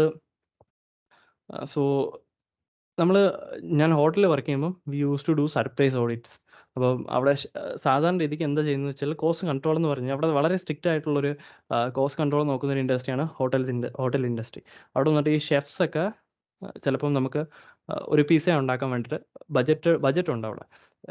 ഇത്ര ക്വാണ്ടിറ്റി ഓഫ് ഫ്ലോറ്, അതുപോലെ തന്നെ ഇത്ര ക്വാണ്ടിറ്റി ഓഫ് ചീസ്, അങ്ങനെ ഓരോ കാര്യങ്ങൾക്കും ഒരു റെസിപ്പി കാർഡ് ഉണ്ടാവും. അപ്പോൾ ഈ റെസിപ്പി കാർഡ് അനുസരിച്ചായിരിക്കും എന്ത് ചെയ്യുന്നത്, പലപ്പോഴും ആ ഒരു റെസിപ്പി ഉണ്ടാക്കേണ്ടത്. അപ്പോൾ ഒരു പിസ്സ ചെയ്യുമ്പോഴത്തേക്കും നമ്മുടെ സ്റ്റോക്കിൽ നിന്ന് ഇത്ര ക്വാണ്ടിറ്റി ഓഫ് ഫ്ലോർ കുറയണം. അപ്പോൾ അതിൽ കൂടുതൽ കുറഞ്ഞിട്ടുണ്ടെങ്കിൽ നമുക്ക് മനസ്സിലാക്കാൻ പറ്റും ദർ ഈസ് സം വേസ്റ്റേജ്. ഇത് വളരെ കൂടുതലാണെങ്കിൽ ഇത് അബ്നോർമൽ വേസ്റ്റേജിലേക്ക് പോകും. അപ്പോൾ നമുക്കിവിടെ ജസ്റ്റ് പറയുന്നത് element wise cost control. Just ഒരു പിസ്സ ഉണ്ടാക്കുന്ന എക്സാമ്പിൾ വെച്ച് നമുക്ക് നോക്കാം. ഒരു പിസ്സ ഉണ്ടാക്കാനാണെങ്കിൽ അവിടെ മെറ്റീരിയൽ വേണം, അതാണ് ഫ്ലോർ വേണം, ചീസ് വേണം, അതുപോലുള്ള കാര്യങ്ങൾ വേണം. അതുപോലെ തന്നെ ഒരു നിശ്ചിത amount of time, like 10 minutes വേണമെന്ന് പറഞ്ഞോളൂ ഒരു പിസ്സയ്ക്ക്. അപ്പോൾ അതൊരു ലേബർ കമ്പോണൻ്റ് ആണ്. അപ്പോൾ ഇവിടെ എല്ലാം ഓരോ എലമെൻറ്റ് വൈസും നമുക്ക് ട്രേസ് ചെയ്യാനായിട്ട് പറ്റുന്നുണ്ട് കോസ്റ്റ്. അപ്പോൾ അതനുസരിച്ച് നമുക്ക് കൺട്രോളും ചെയ്യാം. അതാണ് എലമെൻറ്റ് വൈസ് കോസ്റ്റ് കൺട്രോൾ എന്ന് പറയുന്നത്. ഓക്കെ, കോസ്റ്റ് ഓഡിറ്റിൻ്റെ ഒരു സ്കോപ്പാണ്. രണ്ടാമത് സ്റ്റാൻഡേർഡ് ആൻഡ് ബജറ്ററി കൺട്രോൾ. ഞാൻ നേരത്തെ പറഞ്ഞതുപോലെ തന്നെ ഒരു പിസ്സയ്ക്ക് ഓൾറെഡി ഒരു ബജറ്റ് റെസിപ്പി കാണും, ബജറ്റഡ് റെസിപ്പി കാണും. അപ്പോൾ ഒരു പിസ്സയ്ക്ക് 200 ഗ്രാംസ് ഓഫ് ഇന്ന ഫ്ലോർ, ഓക്കെ. അതുപോലെ തന്നെ ചീസിന് 100 ഗ്രാംസ് ഓഫ് ഇന്ന ചീസ്, അങ്ങനെ നമ്മൾ ഓൾറെഡി ചെയ്തിട്ടുണ്ടാവും. അപ്പോൾ ഒരു പിസ്സ എന്ന് പറയുമ്പം ഇതിൽ കൂടുതൽ എടുക്കാനായിട്ട് പറ്റില്ല, പക്ഷേ പലപ്പോഴും അതിൽ കൂടാറുണ്ട്. അതുകൊണ്ട് നമുക്കൊരു ആക്ച്വൽ ടു സ്റ്റാൻഡേർഡ് കമ്പാരിസൺ നടത്താനായിട്ട് പറ്റും. അതാണ് setting of standards and budgetary control. ഇനി necessity and results of each activity. ഇപ്പോൾ ഇതിനകത്ത് ചേർക്കുന്ന ചീസ് ഉണ്ട്, ഇത് നമുക്ക് എന്ത് ചെയ്യാം, ഔട്ട്സോഴ്സ് ചെയ്യാം. അതുപോലെ തന്നെ എന്ത് ചെയ്യാം, നമ്മൾ ഇവിടുന്ന് തന്നെ വിത്തിൻ എൻറ്റിറ്റി എന്ത് ചെയ്യാം, പ്രിപ്പയർ ചെയ്യാൻ പറ്റുന്ന ഒരു കാര്യമാണ്. അപ്പോൾ ഏതായിരിക്കും ബെറ്റർ, അതാണ് necessity and results for each activity. നമ്മൾ മേക്ക് ആൻഡ് ബൈ ഡിസിഷനൊക്കെ പഠിക്കില്ലേ, അതാണ് necessity and results of each activity. Minimising wastage. തീർച്ചയായിട്ടും വേസ്റ്റേജുകൾ ഉണ്ടാകാനായിട്ടുള്ള സാധ്യതയുണ്ട്. ഫോർ എക്സാമ്പിൾ ഇത് ഒരു ഡോ ആണ് എന്ത് ചെയ്തത്, വേസ്റ്റ് ആയിട്ട് വന്നെങ്കിൽ അത് കുറച്ചും കൂടെ ക്രിയേറ്റീവായിട്ട് നമുക്ക് മറ്റൊരു ഡിഷായിട്ട് എങ്ങനെ മാറ്റാം. അപ്പോൾ അതാണ് അവിടെ മിനിമൈസിങ് വേസ്റ്റേജ് എന്നുള്ള പോയിന്റുകളിലേക്ക് നോക്കുന്നത്. പിന്നെ ഏറ്റവും അവസാനം വരുന്നത്, ഇൻ കേസ് ഒരു അബ്നോർമൽ വേസ്റ്റേജ് ഒക്കെ ഉണ്ടെങ്കിൽ എല്ലാ ദിവസവും വൈകിട്ട് ഒരു ഡെയിലി വേസ്റ്റേജ് റിപ്പോർട്ട് നമ്മൾ പ്രിപ്പയർ ചെയ്യുമായിരുന്നു. അതിനുശേഷം നമ്മൾ GMന് കൊടുക്കുമായിരുന്നു. അപ്പോൾ ഇത്തരത്തിൽ പുള്ളിക്കാരി എന്ത് ചെയ്യും, അടുത്ത ദിവസത്തേക്കുള്ള ഡിസിഷൻസ് അല്ലെങ്കിൽ അടുത്ത ദിവസത്തെ മീറ്റിങ്ങിൽ ആരാണോ ആ വേസ്റ്റേജിന് കാരണക്കാരനായത് അവിടുത്തെ ക്വസ്റ്റ്യൻസ് ചോദിക്കുമായിരുന്നു. അപ്പോൾ ഇത്തരത്തിൽ ഒരു എൻറ്റിറ്റിയുടെ പെർഫോമൻസിനെ കൂടി സഹായിക്കാൻ വേണ്ടിയിട്ട് കോസ്റ്റ് ഓഡിറ്റ് ഹെൽപ്പ് ചെയ്യും. അപ്പോൾ കോസ്റ്റ് ഓഡിറ്റ് ഞാൻ ജസ്റ്റ് ഒരു സർപ്രൈസ് ഓഡിറ്റിൻ്റെ കണ്ടസ്റ്റിൽ അത് എക്സ്പ്ലെയിൻ ചെയ്തതാണ് സ്കോപ്പ് ഓഫ് കോസ്റ്റ് ഓഡിറ്റ്. അപ്പോൾ ഒരു എലമെൻറ്റ് വൈസ് കൺട്രോൾ എന്താണ്, ഇപ്പോൾ മെറ്റീരിയൽ ഏതാണ്, ലേബർ എത്ര ആവുന്നുണ്ട്, അങ്ങനെ നമുക്ക് കൺട്രോൾ ചെയ്യാനായിട്ട് പറ്റും. രണ്ടാമതായിട്ട് സ്റ്റാൻഡേർഡ് ടു ബജറ്ററി കൺട്രോൾ. ഇപ്പോൾ എത്ര കാര്യം ആക്ച്വലി വേണം, എത്ര കാര്യം ആക്ച്വലി യൂട്ടിലൈസ് ആയി, അതാണ് സ്റ്റാൻഡേർഡും ബജറ്റും. ഇനി എന്തെങ്കിലും ആക്ടിവിറ്റി ഉണ്ടെങ്കിൽ അതിൻ്റെ സത്യത്തിലുള്ള ആവശ്യകത എന്താണ്, അത് ആവശ്യമുണ്ടോ, അതോ ഇതിനെക്കാട്ടി നമ്മൾ വെളിയിൽ ഔട്ട്സോഴ്സ് ചെയ്ത് ചെയ്യിപ്പിക്കുന്നതാണോ, അല്ലെങ്കിൽ വെളിയിൽ നിന്ന് റെഡിമെയ്ഡ് പ്രോഡക്റ്റ് വാങ്ങിക്കുന്നതാണോ, അത് നമ്മൾ തന്നെ ഉൽപ്പാദിപ്പിക്കണോ നല്ലത്, അതാണ് necessity and results of each activity. Minimising wastage. എന്തെങ്കിലും വേസ്റ്റുകൾ ഉണ്ടെങ്കിൽ ഇൻ കേസ് നമുക്കത് മിനിമൈസ് ചെയ്യാൻ പറ്റുകയാണെങ്കിൽ ചെയ്യണം, അല്ല നമുക്ക് ഒന്നും ചെയ്യാൻ പറ്റാത്തതാണെങ്കിൽ അതിനെ ഒരു ക്രിയേറ്റീവ് വേയിൽ മറ്റൊരു രീതിക്ക് എങ്ങനെ യൂട്ടിലൈസ് ചെയ്യാൻ പറ്റുമെന്ന് നോക്കണം. പിന്നെ അസിസ്റ്റ് ഇൻ ഡിസിഷൻ മേക്കിംഗ്. തീർച്ചയായിട്ടും മാനേജ്മെൻറ്റിന് കുറേയധികം ഡിസിഷൻസ് എടുക്കാൻ വേണ്ടിയിട്ടുള്ള ഡേറ്റ ഈ കോസ്റ്റ് ഓഡിറ്റ് കൊടുക്കുമെന്നാണ് പറയുന്നത്. അപ്പോൾ സ്കോപ്പ് ഓഫ് കോസ്റ്റ് ഓഡിറ്റും വളരെ ബുദ്ധിമുട്ടില്ലാത്ത രീതിയിൽ മനസ്സിലാക്കാൻ പറ്റിയെന്നാണ് എൻ്റെ വിശ്വാസം. എന്തെങ്കിലും ക്വസ്റ്റ്യൻസ്?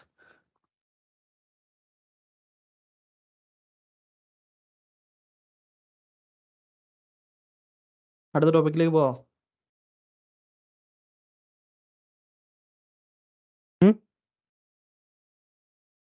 Okay, fine.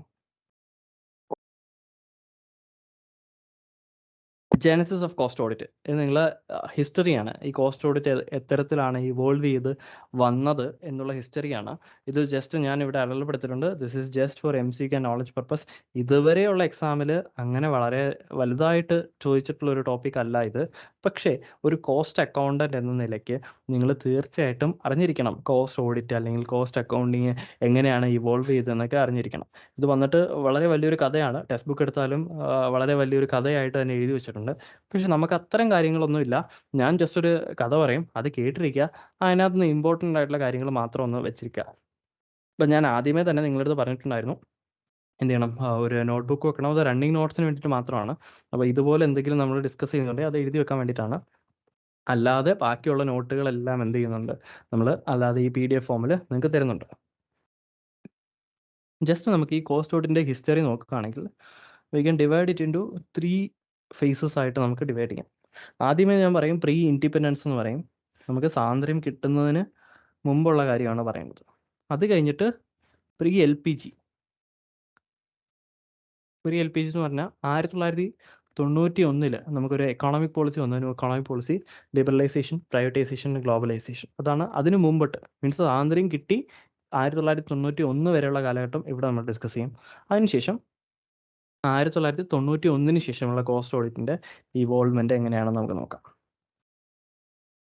നമ്മൾ ഇൻസ്റ്റിറ്റ്യൂട്ട് ആദ്യമായിട്ട് സ്ഥാപിക്കപ്പെടുന്നത് എപ്പോഴാണെന്ന് അറിയാമോ? മീൻസ് 1959 1959 CW ആക്ട് വരുന്നതിന് മുമ്പിട്ടേ നമ്മളുടെ ഇൻസ്റ്റിറ്റ്യൂട്ട് ഉണ്ട്. അത് ഏത് വർഷമാണ് അത് സ്ഥാപിക്കപ്പെട്ടതെന്ന് അറിയാമോ? ജസ്റ്റ് കമൻറ്റിൽ ചാറ്റിൽ ഒന്ന് പറഞ്ഞാൽ മതി എല്ലാവരും.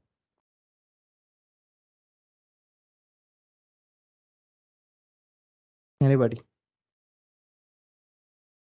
ആദ്യമായിട്ട്? അല്ല, ഷാജഹാൻ.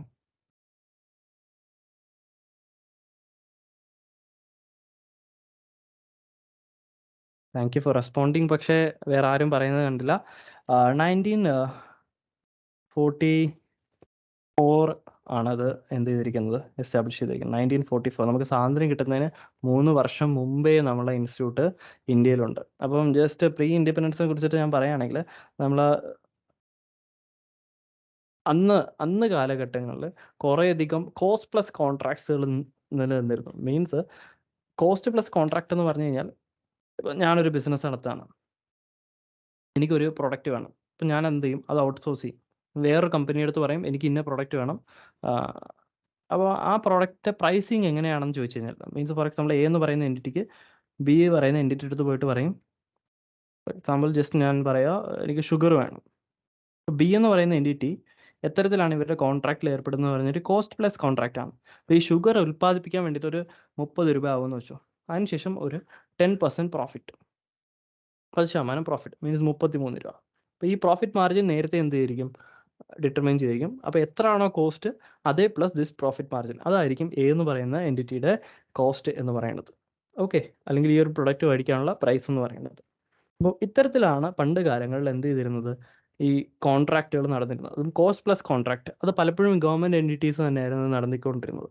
അപ്പം അന്ന് കാലഘട്ടത്ത് ഗവൺമെൻറ്റിന് ഈ കോസ്റ്റ് ഇൻഫർമേഷൻ നോക്കുക എന്നുള്ളത് വളരെ ഇമ്പോർട്ടൻ്റ് ആയിട്ടുള്ളൊരു കാര്യമാണ്. കാരണം കോസ്റ്റ് പ്ലസ് കോൺട്രാക്ട്സ് വരുമ്പോഴത്തേക്കും തീർച്ചയായിട്ടും കോസ്റ്റ് കറക്റ്റ് ആണോ എന്ന് നോക്കിയില്ലെങ്കിൽ ഇവന്മാരെ നമ്മളെ പറ്റിച്ചുകൊണ്ട് പോകാനായിട്ടുള്ള കാരണങ്ങളുണ്ട്. എസ്പെഷ്യലി അതൊരു ഗവൺമെൻറ് ആകുമ്പോഴത്തേക്കും ആൾക്കാർ പറ്റിച്ചുകൊണ്ട് പോകാനായിട്ടുള്ള അല്ലെങ്കിൽ മുതലെടുക്കാനുള്ള ചാൻസസ് കൂടുതലായതുകൊണ്ട് തന്നെ കോസ്റ്റ് ഇൻഫർമേഷൻ എക്സാമിൻ ചെയ്യുക എന്നുള്ളത് വളരെ ഇമ്പോർട്ടൻ്റ് ആയിട്ടുള്ളൊരു കാര്യമായിരുന്നു ഈവൻ ഇൻ പ്രീ ഇൻഡിപെൻഡൻസ് ഇറ. അതുകൊണ്ട് തന്നെ ഒരു വേൾഡ് വാർ വന്നപ്പോഴത്തേക്കും, വേൾഡ് വാർ 2 സമയത്ത് ഇതുപോലുള്ള കോൺട്രാക്ട്സിൻ്റെ അളവ് കൂടുകയും കോസ്റ്റിംഗ് അല്ലെങ്കിൽ കോസ്റ്റ് ഓഡിറ്റ് എന്ന് പറയുന്ന ഒരു കൺസെപ്റ്റിന് വളരെയധികം ഇമ്പോർട്ടൻസ് വരികയും ചെയ്തു. കോസ്റ്റിംഗ് എന്ന് പറയുന്ന ഒരു സബ്ജക്റ്റിന് വളരെയധികം ഇമ്പോർട്ടൻസ് വരികയും ചെയ്തു. അങ്ങനെ 1944 1944 നമുക്ക് the institute of cost and work accounts of India എന്ന രീതിക്ക് എന്ത് ചെയ്തു, ഒരു എൻറ്റിറ്റി ഫോം ചെയ്തു. അന്ന് ഈ ഗവൺമെൻറ് റെക്കഗ്നിഷനിലല്ല, ഒരു എൻറ്റിറ്റി ഫോം ചെയ്തു. എന്തിനു വേണ്ടിയിട്ടെന്ന് പറഞ്ഞു കഴിഞ്ഞാൽ കോസ്റ്റ് അക്കൗണ്ടിങ്ങിൻ്റെ പ്രൊഫഷനെ റെഗുലേറ്റ് ചെയ്യാനും ആ ഒരു ഫീൽഡ് ഡെവലപ്പ് ചെയ്തെടുക്കാനും വേണ്ടിയിട്ട് ഒരു എൻറ്റിറ്റി ഫോം ചെയ്തു 1944. ഇത് സ്വാതന്ത്ര്യം കിട്ടുന്നതിന് മുമ്പിട്ടുള്ള കാര്യമാണ്. ഓക്കെ, സോ ഇത്രയും കാര്യങ്ങളാണ് സ്വാതന്ത്ര്യം കിട്ടുന്നതിന് മുമ്പുണ്ടായത്. അപ്പോൾ കോസ്റ്റിംഗ് എന്ന് പറയുന്ന ഒരു കൺസെപ്റ്റ് ഡിറൈവ് ചെയ്തു വന്നു. അതിൻ്റെ മെയിൻ കാരണം എന്ന് പറഞ്ഞു കഴിഞ്ഞാൽ ഈ കോസ്റ്റ് പ്ലസ് കോൺട്രാക്റ്റുകളാണ്. അതും എഴുതി വെക്കാം.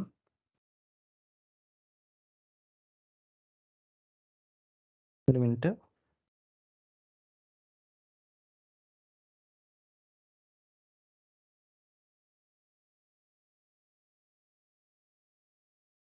ഓക്കെ, എന്താണ് കോസ്റ്റ് പ്ലസ് കോൺട്രാക്റ്റുകളാണ് മെയിൻ ആയിട്ടുള്ള കാര്യം. കാരണം ഈ കോസ്റ്റ് പ്ലസ് കോൺട്രാക്റ്റിൽ കോസ്റ്റ് ആണ് ബേസിസ് ആയിട്ട് എടുക്കുന്ന പ്രൈസിങ്ങിന് വേണ്ടിയിട്ട്. അതിൻ്റെ കൂടെ ഒരു പ്രോഫിറ്റ് മാർജിൻ ഓൾറെഡി ഫിക്സ് ആയിരിക്കും. അപ്പോൾ കോസ്റ്റിലേക്ക് ഇൻവെസ്റ്റിഗേറ്റ് ചെയ്ത് പോകുക എന്നുള്ളത് വളരെ ഇമ്പോർട്ടൻ്റ് ആയിട്ടുള്ളൊരു കാര്യമായിരുന്നു. വേൾഡ് വാർ 2 വന്നപ്പോഴത്തേക്കും കുറേയധികം ഇമ്പോർട്ടൻസ് കൂടി ഈ ഒരു തരത്തിലുള്ള കോൺട്രാക്റ്റുകൾക്ക്. അതുപോലെ തന്നെ കോസ്റ്റിംഗ് എന്ന് പറയുന്ന കൺസെപ്റ്റും കുറച്ച് ഉരുത്തിരിഞ്ഞ് വരാനായിട്ട് തുടങ്ങി. അതുകൊണ്ട് തന്നെ ഈ കോസ്റ്റിംഗ് പ്രൊഫഷനെയും അല്ലെങ്കിൽ കോസ്റ്റ് അക്കൗണ്ടിങ്ങിനെ ഡെവലപ്പ് ചെയ്യാൻ വേണ്ടിയിട്ട് institute of cost and work accounts of India 1944 ഇന്ത്യയിൽ സ്ഥാപിച്ചു. ഇതിനുശേഷം നമ്മൾ എന്ത് ചെയ്തു? Post independence pre LPG means 1991 വരെ, 1947-നും 1991-നും ഇടയ്ക്കുള്ള കാര്യമാണ് പറയുന്നത്. അപ്പോൾ എന്ത് പറ്റിയെന്ന് വെച്ചാൽ പിന്നെ നമ്മൾ Institute of Cost Accounts of India government statutory ബോഡിയാക്കി മാറ്റുന്നു 1959 1959. അതുകൊണ്ടാണ് നിങ്ങൾ CW ആക്ട് 1959 എന്ന് കാണുന്നത്. അപ്പം 1959 നമ്മൾ Institute of Cost Accounts of India ഒരു സ്റ്റാറ്റ്യൂട്ടറി ബോഡി ആയിട്ട് മാറുകയാണ് ചെയ്യുന്നത് 1959. അതിനുശേഷം ഭയങ്കര ഒരു ഫ്രോഡ് നടന്നു, ഡാൽമിയ ജെയിൻ ഫ്രോഡ് എന്ന് പറയുന്നത്.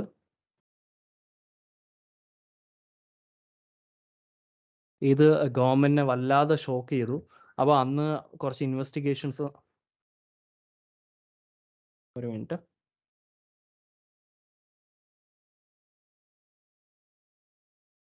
ഈ ഡാൽമിയ ജെയിൻ ഫ്രോഡ് നടന്നു. അപ്പോഴത്തേക്ക് ഇത് ഗവൺമെന്റിനെ വല്ലാതെ ഷോക്ക് ചെയ്തു.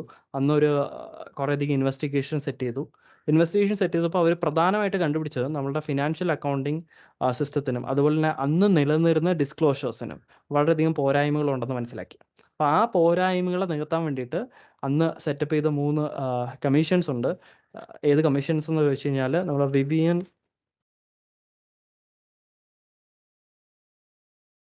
വിവിയൻ ബോസ് കമ്മീഷനും അതുപോലെ തന്നെ ദത്ത കമ്മീഷനും ദഫ്താരി ശാസ്ത്രി കമ്മീഷനും, ഇങ്ങനെ 3 കമ്മീഷൻസ് ആണ് അന്ന് സെറ്റപ്പ് ചെയ്തത്.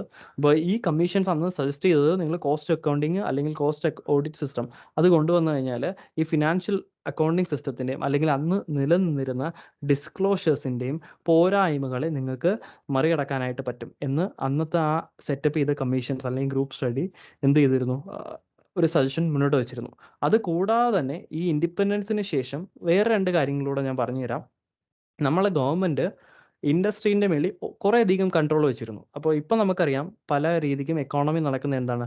Price mechanism of demand and supply ആണ്. അപ്പോൾ ഡിമാൻഡ് കൂടുകയാണെങ്കിൽ പ്രൈസ് മേലോട്ട് പോകും, അതുപോലെ സപ്ലൈ കൂടുകയാണെങ്കിൽ പ്രൈസ് താഴോട്ട് പോകും. ഇതാണ് നമ്മൾ ഇന്ന് കണ്ടുവരുന്ന പ്രൈസ് മെക്കാനിസം എന്ന് പറഞ്ഞു കഴിഞ്ഞാൽ. പക്ഷേ ആ ഇൻഡിപെൻഡൻസ് കിട്ടിയതിന് ശേഷം ഇന്ത്യ ഒരു ഡെവലപ്പിംഗ് നേഷൻ ആയതുകൊണ്ട് തന്നെ എല്ലാ പ്രോഡക്റ്റുകളെയും അത്തരത്തിൽ എന്ത് ചെയ്യാൻ പറ്റില്ല, ആൾക്കാരിലേക്ക് കൊണ്ടുവരാനായിട്ട് പറ്റില്ല. ചില പ്രോഡക്റ്റുകൾക്ക് സബ്സിഡി ആവശ്യമാണ്, ചില പ്രോഡക്റ്റുകളുടെ പ്രൈസ് കൺട്രോൾ ചെയ്യേണ്ടതായിട്ട് വരും. അപ്പോൾ ഗവൺമെൻറ് ഇൻ്റർഫിയർഡ് പ്രൈസിങ് ആയിരുന്നു അന്ന് എക്കോണമി നിലനിന്നിരുന്നത്. അപ്പോൾ ഏത് പ്രോഡക്റ്റിന് എത്ര പ്രൈസ് ഡിറ്റർമൈൻ ചെയ്യണം എന്ന് തീരുമാനിക്കേണ്ടത് ഈ കോസ്റ്റ് ഡേറ്റയുടെ അടിസ്ഥാനപ്പെടുത്തിയിട്ടായിരുന്നു. അപ്പോൾ ഗവൺമെൻറ്റിന് അന്ന് ഈ കോസ്റ്റ് ഡേറ്റ വേണ്ടത് വളരെയധികം ഇമ്പോർട്ടൻ്റും ആയിരുന്നു.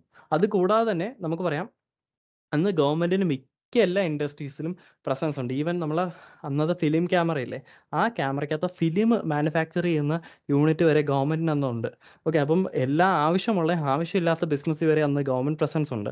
അപ്പോൾ ഗവൺമെൻറ്റിൻ്റെ പൈസ ഇത്തരത്തിലുള്ള എൻറ്റിറ്റീസിൽ ഇൻവെസ്റ്റ് ചെയ്യുമ്പോഴത്തേക്കും അത് യൂട്ടിലൈസ് ചെയ്യാനും അല്ലെങ്കിൽ വേസ്റ്റ്ഫുൾ എക്സ്പെൻഡിച്ചർ ആയി പോകാതിരിക്കാനും വേണ്ടിയിട്ട് കോസ്റ്റ് ഓഡിറ്റ് അന്ന് ഉപയോഗിക്കുന്നുണ്ടായിരുന്നു. നമ്മളെ രാജ്യത്തുള്ള വിഭവങ്ങൾ വളരെ കുറവാണ്, അന്ന് സ്കേഴ്സ് റിസോഴ്സസ് ആണുള്ളത്. പക്ഷേ അതുകൊണ്ട് തന്നെ ആ സ്കേഴ്സ് റിസോഴ്സസിനെ യൂട്ടിലൈസേഷൻ ചെയ്യാൻ വേണ്ടിയിട്ട് അന്ന് ഈ കോസ്റ്റ് ഡേറ്റയും കോസ്റ്റ് ഓഡിറ്റും ഒക്കെ വളരെ ഇമ്പോർട്ടൻ്റ് ആയിരുന്നു. അപ്പം നമുക്ക് സമ്മറൈസ് ചെയ്യുകയാണെങ്കിൽ 3 രീതിക്ക് അന്ന് എന്തുകൊണ്ടാണ് കോസ്റ്റ് ഓഡിറ്റ് വന്നതെന്ന് സമ്മറൈസ് ചെയ്യാം. ഒന്ന്, ഈ ഡാൽമിയ ജെയിൻ ഫ്രോഡാണ്. അന്ന് 3 കമ്മീഷൻസ് സെറ്റപ്പ് ചെയ്തു. വിവിയൻ ബോസ് കമ്മീഷൻ, അതുപോലെ തന്നെ ദത്ത കമ്മീഷൻ, ദഫ്താരി ശാസ്ത്രി കമ്മീഷൻ. ഈ കമ്മീഷൻസിൻ്റെ ഒരു റെക്കമെൻഡേഷൻ വന്നിട്ട് എന്തായിരുന്നു? ഫിനാൻഷ്യൽ ഓഡിറ്റ് അല്ലെങ്കിൽ financial audit, financial accounting, financial ഡിസ്ക്ലോഷേഴ്സിന് കുറേയധികം പോരായ്മകളുണ്ട്. അതിനെ നികത്തണമെങ്കിൽ നിങ്ങൾ കോസ്റ്റ് ഓഡിറ്റ്, കോസ്റ്റ് അക്കൗണ്ടിങ് കൊണ്ടുവരണം എന്നുള്ളതായിരുന്നു ഒരു റെക്കമെൻഡേഷൻ എന്ന് പറയുന്നത്. രണ്ടാമത്, അന്ന് എക്കോണമി വന്നിട്ടൊരു കൺട്രോൾഡ് എക്കോണമിയാണ്. ഞാൻ ജസ്റ്റ് എഴുതാം. എന്ത് തരത്തിലുള്ള എക്കോണമിയാണ്? Controlled economy. എന്താണ് ഈ കൺട്രോൾഡ് എക്കോണമി എന്ന് പറഞ്ഞു കഴിഞ്ഞാൽ പ്രൈസുകൾ, പല ഗുഡ്സിൻ്റെയും പ്രൈസുകൾ റെഗുലേറ്റഡ് ആണ്, ഗവൺമെൻറ് ആണ് നിശ്ചയിക്കുക. അപ്പോൾ ഇത്തരത്തിൽ നിശ്ചയിക്കണമെങ്കിൽ എന്ത് ചെയ്യണം? ഗവൺമെൻറ്റിന് കോസ്റ്റ് ഡേറ്റയുടെ ആവശ്യമുണ്ടായിരുന്നു. ഇനി മൂന്നാമതായിട്ട്, ഗവൺമെൻറ് കുറേയധികം പൈസ പല എൻറ്റിറ്റികളിലായിട്ട് അന്ന് എക്കോണമി വളർത്താൻ വേണ്ടിയിട്ട് പല ഇൻഡസ്ട്രീസിലായിട്ട് ഇൻവെസ്റ്റ് ചെയ്തിട്ടുണ്ടായിരുന്നു. അപ്പോൾ ഇവിടെ എല്ലാം വേസ്റ്റ്ഫുൾ എക്സ്പെൻഡിച്ചേഴ്സ് ഇല്ല എന്ന് ഉറപ്പുവരുത്താൻ വേണ്ടി റിസോഴ്സസുകൾ നല്ല രീതിക്ക് യൂട്ടിലൈസ് ചെയ്യുന്നുണ്ട് ഉറപ്പുവരുത്താൻ വേണ്ടിയിട്ട് നമുക്ക് കോസ്റ്റ് ഓഡിറ്റും കോസ്റ്റ് റെക്കോർഡ്സും എല്ലാം ആവശ്യമായിട്ട് വന്നിരുന്നു. അപ്പോൾ ഈ ഒരു കാലഘട്ടത്തിൽ കോസ്റ്റ് ഓഡിറ്റിന് ഭയങ്കര ഒരു ഇമ്പോർട്ടൻസ് ആണ് ഉണ്ടായത്. ഏതാണ് ഈ post independence, pre liberalisation, privatisation, globalisation വളരെയധികം ഇമ്പോർട്ടൻസ് ആയിരുന്നു ഈ കോസ്റ്റ് ഓഡിറ്റ് അല്ലെങ്കിൽ കോസ്റ്റ് റെക്കോർഡ്സിനൊക്കെ ഉണ്ടായിരുന്നത്. അപ്പോൾ ഈ ഒരു കാലഘട്ടത്തിൽ 1965 ആയപ്പോഴത്തേക്കും നമ്മൾ അന്നത്തെ കമ്പനീസ് ആക്ട് ഉണ്ടല്ലോ, ഇപ്പോൾ ഉള്ള കമ്പനീസ് ആക്ട് 2013 വന്ന കമ്പനീസ് ആക്ട് ആണ്. അതിന് മുമ്പോട്ടുള്ള കമ്പനീസ് ആക്ട് 1956 കമ്പനീസ് ആക്ട് ആണ്. അന്ന് ആ ഒരു കമ്പനീസ് ആക്ടിൽ സെക്ഷൻ 233B ഏതാണ് 1965 233B എന്ന് പറയുന്ന സെക്ഷൻ ഇൻട്രൊഡ്യൂസ് ചെയ്തുകൊണ്ട് ഗവൺമെൻറ് അന്ന് കോസ്റ്റ് ഓഡിറ്റ് കൊണ്ടുവന്നു. എന്താണ് അതുവരെയും കോസ്റ്റ് ഓഡിറ്റിന് എന്തില്ല, ഒരു ലീഗൽ പവർ ഇല്ല. അപ്പോൾ ലീഗൽ പവർ കോസ്റ്റ് ഓഡിറ്റിന് കിട്ടുന്നത് 1965 സെക്ഷൻ 233B എന്ന് പറയുന്ന സെക്ഷൻ കമ്പനീസ് ആക്ടിൽ വന്നപ്പോഴാണ്. Okay, 1956 companies act. ജസ്റ്റ് ഇതൊക്കെ കേട്ടിരുന്നാൽ മതി, MCQന് വേണ്ടിയിട്ട് മാത്രം ഉള്ളതാണ്. അല്ലാതെ നമുക്കിത് ലോങ് ക്വസ്റ്റ്യൻ ആയിട്ട് ചോദിക്കാനുള്ള ചാൻസ് വളരെ കുറവാണ്. ഓക്കെ, സോ എന്നാലും ജസ്റ്റ് എക്സാമിന് പോകുന്നതിൻ്റെ കൂടെ ജസ്റ്റ് ഒരു പ്രാവശ്യം വായിച്ചു നോക്കുക, അല്ലെങ്കിൽ ഈ ഒരു കാര്യം നോക്കി വെച്ചാലും നമുക്ക് എക്സാമിന് നല്ലൊരു രീതിക്ക് ഒരു ആൻസർ പ്രസൻറ്റ് ചെയ്യാൻ പറ്റുന്നതാണ്. അപ്പോൾ 1965 233B എന്ന് പറയുന്ന ഒരു സെക്ഷൻ കൊണ്ടുവന്ന് കോസ്റ്റ് ഓഡിറ്റിന് ലീഗൽ പവർ കൊടുക്കുന്നു. അന്ന് കോസ്റ്റ് ഓഡിറ്റ് ഇന്നത്തെ പോലെ നമുക്കൊരു ടേൺ ഓവർ ക്രൈറ്റീരിയ അങ്ങനെയൊന്നും അല്ല. ഗവൺമെൻറ് എന്ത് ചെയ്യും, ഗവൺമെൻറ് നിശ്ചയിക്കും ഇന്ന ഇൻഡസ്ട്രിക്ക് ഈ വർഷം കോസ്റ്റ് ഓഡിറ്റ് നടത്തിയേക്കാം. അങ്ങനെയാണെങ്കിൽ ആ ഇൻഡസ്ട്രിയിലുള്ള കമ്പനീസിനെല്ലാം എന്ത് ചെയ്യും, ലെറ്റേഴ്സ് സെൻഡ് ചെയ്യും. അവരെന്ത് ചെയ്യും, കോസ്റ്റ് ഓഡിറ്റ് നടത്തി റിപ്പോർട്ട് സബ്മിറ്റ് ചെയ്യും. അന്നെല്ലാം ഫിസിക്കലാണ്, അന്ന് ഈ ഇലക്ട്രോണിക് കാര്യങ്ങളൊന്നുമില്ല.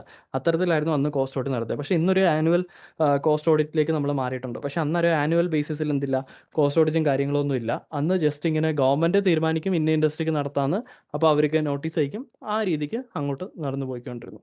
അന്നത്തെ വന്നിട്ട് വളരെ വാസ്റ്റ് ആയിട്ടുള്ളൊരു ഓഡിറ്റ് റൂൾസും കാര്യങ്ങളൊക്കെ ഉള്ളത്. ഇന്ന് നമുക്കറിയാം, ഇന്ന് നമുക്കൊരു ഒറ്റ കോസ്റ്റ് ഓഡിറ്റ് റൂൾസ് വരുന്നുള്ളൂ. അത് വന്നിട്ട് 2014 വന്നൊരു കോസ്റ്റ് ഓഡിറ്റ് റൂളാണ്. നിങ്ങൾക്ക് പഠിക്കാനും ഉണ്ട്. പക്ഷെ അന്ന് നോക്കുകയാണെങ്കിൽ 44 ഇൻഡസ്ട്രീസ് അന്ന് കവേർഡായിരുന്നു. 44 ഇൻഡസ്ട്രീസ് കോസ്റ്റ് ഓഡിറ്റിൽ കവേർഡായിരുന്നു. ഈ 44 ഇൻഡസ്ട്രീസിനും 44 ഫോർമാറ്റ്സിലായിരുന്നു കോസ്റ്റ് ഓഡിറ്റ് റിപ്പോർട്ടും അതിൻ്റെ അനക്ഷേഴ്സും എല്ലാം പ്രിപ്പയർ ചെയ്യുന്നത്. അതിന് വേണ്ടിയിട്ട് 44 റൂൾസും നോട്ടിഫൈ ചെയ്തിട്ടുണ്ടായിരുന്നു. അപ്പോൾ എത്ര വാസ്റ്റ് ആയിരുന്നു ആ ഒരു കോസ്റ്റ് ഓഡിറ്റിൻ്റെ ഒരു സ്കോപ്പ്, അല്ലെങ്കിൽ കോസ്റ്റ് ഓഡിറ്റിൻ്റെ ആപ്ലിക്കേഷൻ എന്ന് പറഞ്ഞു കഴിഞ്ഞാൽ ഒരു ഹെർക്കൂലിയൻ ടാസ്ക് ആയിരുന്നു കോസ്റ്റ് ഓഡിറ്റ് കൊണ്ടുപോകുക എന്നുള്ളത്. എന്ന് വെച്ചാൽ 44 ഇൻഡസ്ട്രിക്ക് 44 അനക്ഷേഴ്സും 47 റൂള്. ഇന്നൊന്ന് ആലോചിച്ച് നോക്കിയാൽ ആ ഒരു കാര്യം നമ്മളെ സിലബസിൽ ഇട്ട് കഴിഞ്ഞായിരുന്നു കോസ്റ്റ് ഓഡിറ്റ് പഠിക്കാൻ തന്നെ വേണം ഈ ഒരു എൻറ്റയർ കോഴ്സ് പഠിക്കുന്ന ഡ്യൂറേഷൻ. അപ്പോൾ അതിൽ നിന്നൊക്കെ നമ്മളിപ്പോൾ ഒറ്റ കോസ്റ്റ് ഓഡിറ്റ് റൂൾസിലേക്ക് നമ്മൾ വന്നിട്ടുണ്ട്. അപ്പോൾ അന്ന് 44 ഇൻഡസ്ട്രീസ് കവറായിരുന്നു, ഭയങ്കര വാസ്റ്റ് ആയിരുന്നു. അതിനുശേഷം 1991 നമുക്ക് പുതിയ എക്കോണമിക് പോളിസി വരുന്നു, ലിബറലൈസേഷൻ, ഗ്ലോബലൈസേഷൻ. ഇന്ത്യ അങ്ങോട്ടങ്ങ് വളരുകയാണ്. എക്കോണമി എന്ന് പറഞ്ഞു കഴിഞ്ഞാൽ ഇറ്റ് ബൂംഡ്, എക്കോണമി ഭയങ്കരമായിട്ട് വളർന്നു. അപ്പോഴത്തേക്കും നമ്മൾ കുറേയധികം കാര്യങ്ങൾ ലിബറലൈസ് ചെയ്തു. മീൻസ് നമുക്ക് ലൈസൻസ് വേണ്ട, കുറേയധികം റെഗുലേഷൻസ് അതെല്ലാം നമ്മൾ എടുത്ത് കളയുകയൊക്കെ ചെയ്തു. അപ്പോൾ ഇവിടെ 1991 LPG ലിബറലൈസേഷൻ വന്നു. അതുപോലെ തന്നെ പ്രൈവറ്റ് പാർട്ടിസിപ്പേഷൻ എന്ത് ചെയ്തു, കൂട്ടി. പ്രൈവറ്റ് ആൾക്കാർ വന്നിട്ട് കുറേയധികം ബിസിനസ് ചെയ്യാൻ തുടങ്ങി. ഗവൺമെൻറ് പാർട്ടിസിപ്പേഷൻ കുറഞ്ഞു. ഹലോ, ഓക്കെ, ഗവൺമെൻറ് പാർട്ടിസിപ്പേഷൻ കുറഞ്ഞു. അപ്പോഴത്തേക്കും എന്ത് പറ്റി, അപ്പോൾ നമുക്കറിയാം കോസ്റ്റ് ഓഡിറ്റ് വന്നതിൻ്റെ മെയിൻ കാരണം എന്ന് പറഞ്ഞാൽ ഗവൺമെൻറ് എക്കോണമി കുറേയധികം ഇൻഡസ്ട്രീസിൽ ഇൻവെസ്റ്റ് ചെയ്തു. അതുകൊണ്ട് തന്നെ ആ പൈസ വേസ്റ്റ് ആയിട്ട് പോകാതിരിക്കാനും വേണ്ടിയിട്ടാണ് കോസ്റ്റ് ഓഡിറ്റ് കൊണ്ടുവന്നത്. നമ്മൾ ആ ഒരു വേസ്റ്റേജിനെ കുറിച്ച് പറയുകയാണെങ്കിൽ നിങ്ങൾക്ക് അതിൻ്റെ ഡെപ്ത് മനസ്സിലാക്കാൻ വേണ്ടി പറയുകയാണ്. നമ്മൾ ആ 11ാം ക്ലാസ്സിലെ എക്കണോമിക് ടെക്സ്റ്റ് ബുക്ക് എടുത്ത് നോക്കിയാൽ അതിനകത്തൊരു വാചകമുണ്ട്, അന്ന് ഗവൺമെൻറ് 100 രൂപ പബ്ലിക്കിന് വേണ്ടിയിട്ട് ചിലവാക്കുകയാണെങ്കിൽ അതിൻ്റെ ഗുണഭോക്താക്കളുണ്ടല്ലോ, ബെനിഫിഷ്യറീസ്, അവർക്ക് കിട്ടുന്നത് വെറും 4 രൂപയാണ്. ബാക്കി 90ഉം വേസ്റ്റ്ഫുൾ എക്സ്പെൻഡിച്ചർ ആയിട്ട് എക്കണോമി പൊയ്ക്കൊണ്ടിരിക്കുക. അപ്പോൾ അന്ന് ഈ കോസ്റ്റ് ഓഡിറ്റ് അല്ലെങ്കിൽ കോസ്റ്റ് റെക്കോർഡ്സ് മെയിൻറ്റെയിൻ ചെയ്യുന്നത് വളരെ ഇമ്പോർട്ടൻ്റ് ആയിട്ടുള്ള കാര്യമായിരുന്നു. അപ്പോൾ അത്തരത്തിലുള്ള ഒരു സിറ്റുവേഷൻ. ഓക്കെ, സോ LPG ശേഷം ഈ ഗവൺമെൻറ് സ്പെൻഡിങ് വളരെ കൺസിഡറബിൾ ആയിട്ട് കുറഞ്ഞു. ഇൻഡസ്ട്രിയിൽ നിന്ന് പലയിടത്തു നിന്നും ഗവൺമെൻറ് മാറാൻ തുടങ്ങി, അത് പ്രൈവറ്റൈസ് ചെയ്ത് തുടങ്ങി. അപ്പോൾ പ്രൈവറ്റൈസ് തുടങ്ങിയപ്പം പ്രൈവറ്റ്സ് ആണെങ്കിൽ എന്താണ്, അവർക്ക് കുറച്ച് ഇൻസെൻറ്റീവ് ഉണ്ടാവും, കാർഷിക റിസോഴ്സസ് മാക്സിമം യൂട്ടിലൈസ് ചെയ്യുന്നുണ്ടെന്നൊക്കെ നോക്കാൻ വേണ്ടിയിട്ട്. അപ്പോൾ ഗവൺമെൻറ്റിനെ പോലെ ആയിരിക്കില്ല. അപ്പോൾ അവിടെ ഈ കോസ്റ്റ് ഓഡിറ്റിൻ്റെ ഒരു സ്കോപ്പ് കുറഞ്ഞു വരുന്നു.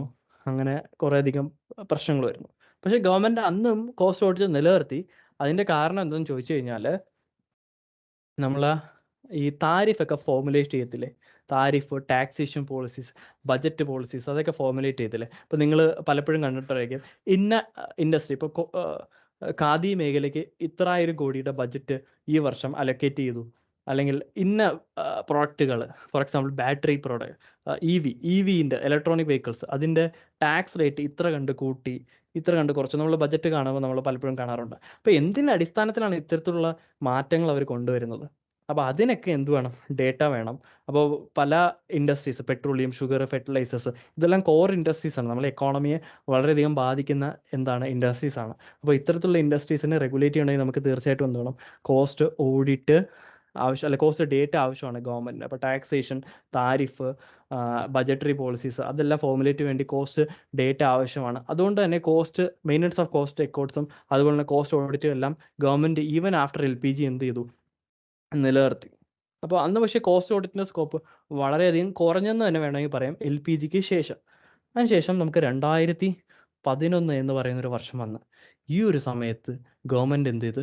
കുറേയധികം സീരീസ് ഓഫ് നോട്ടിഫിക്കേഷൻ അങ്ങോട്ടങ്ങ് ഇറക്കി. എന്നിട്ട് ആനുവൽ ബേസിസിൽ കോസ്റ്റ് ഓഡിറ്റ് ആപ്ലിക്കബിൾ ആക്കി. അതിനുശേഷം വന്ന മാറ്റങ്ങളാണ് നമുക്ക് ഇന്ന് ഈ കാണുന്ന CMAയുടെ സ്കോപ്പും CMS ഇൻ പ്രാക്ടീസിൻ്റെ സ്കോപ്പും എല്ലാം കാണുന്നത് നമ്മൾ അതിനുശേഷമുള്ളതാണ്. 2011 നമ്മുടെ മാജിക്കൽ ഇയർ എന്ന് പറയുന്നത്. അന്നൊരു സീരീസ് ഓഫ് നോട്ടിഫിക്കേഷൻ വന്നിട്ടാണ് നമ്മൾ ഇപ്പം ഇത്രയും സ്കോപ്പിൽ വന്ന് നിൽക്കുന്നത്. ഈ കോസ്റ്റ് ഓഡിറ്റിൻ്റെ കാര്യങ്ങൾ ആനുവൽ ബേസിസിൽ ഓരോ വർഷവും ഇന്ന ടേൺ ഓവർ ക്രൈറ്റീരിയാസ് മെറ്റ് ചെയ്ത് കഴിഞ്ഞാൽ ആ ഒരു ഇൻഡസ്ട്രി എന്ത് ചെയ്യണം? കോസ്റ്റ് റെക്കോർഡ്സും മെയിൻറ്റെയിൻ ചെയ്യണം. അതുപോലെ തന്നെ മറ്റ് ക്രൈറ്റീരിയകൾ നോക്കി കോസ്റ്റ് ഓഡിറ്റും ആപ്ലിക്കബിൾ ആവും. അത് 2011 ശേഷം വന്ന ഒരു മാറ്റമാണ്. 2012 നോക്കുകയാണെങ്കിൽ ഈ cost and work accounts of India 2012 നമ്മളെ കോസ്റ്റ് അക്കൗണ്ട്സ് ഓഫ് ഇന്ത്യയായി മാറുന്നത്, ICMA ആയി മാറുന്നത്. അല്ലെങ്കിൽ അന്ന് ICA ആയിരുന്നു, ഇപ്പോൾ ICMA ആക്കി. അപ്പോൾ ആ ഒരു ചരിത്രപ്രധാനമായ മാറ്റം വരുന്നതും ഈ നോട്ടിഫിക്കേഷന് ശേഷമാണ്.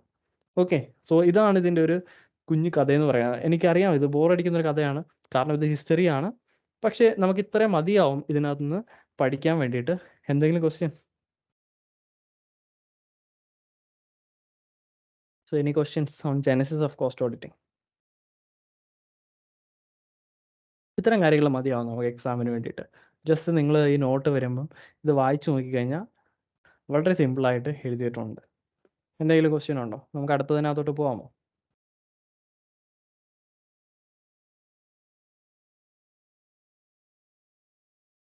ജസ്റ്റ് ആരും റെസ്പോണ്ട് ചെയ്യുന്നില്ല. പക്ഷേ ഇങ്ങനെയാണെങ്കിൽ എങ്ങനെയാണ്? നിങ്ങളിപ്പോൾ ഒരു ഫിസിക്കൽ ക്ലാസ് റൂമിൽ ഇരിക്കുകയാണെങ്കിൽ ഐ ഹാവ് ദ ഓപ്ഷൻ ഓരോ ആൾക്കാരെ എടുക്കാൻ വേണ്ടിയിട്ട്. അപ്പോൾ തീർച്ചയായിട്ടും നിങ്ങൾ എന്ത് ചെയ്യണം? റെസ്പോണ്ട് ചെയ്യണം, അല്ലാതെ പറ്റില്ല. അപ്പോൾ ഒരാൾ മാത്രം റെസ്പോണ്ട് ചെയ്തിട്ട് ഒരു കാര്യമില്ല. ഓൺ 31 പേരുണ്ട് നമ്മൾ. പറഞ്ഞോളൂ. Okay, fine.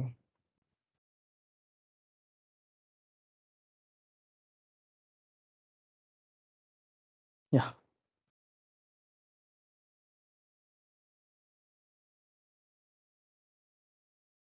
ഇനി നമുക്ക് വേണ്ടത് സെക്ഷൻ 148 ആണ്. അപ്പോൾ നമ്മൾ നേരത്തെ ഡിസ്കസ് ചെയ്തു 1956 കമ്പനീസ് ആക്ടിൽ സെക്ഷൻ 233B ആണ് എന്ത് ചെയ്തിരുന്നതെന്ന് കോസ്റ്റ് ഓഡിറ്റിനെ കുറിച്ചിട്ട് പറഞ്ഞുകൊണ്ടിരുന്നത്. പക്ഷേ നമ്മൾ കമ്പനീസ് ആക്ട് 2013 വരാം. നമുക്ക് ഈ 1965 എന്ന് പറഞ്ഞത് ഏതാ?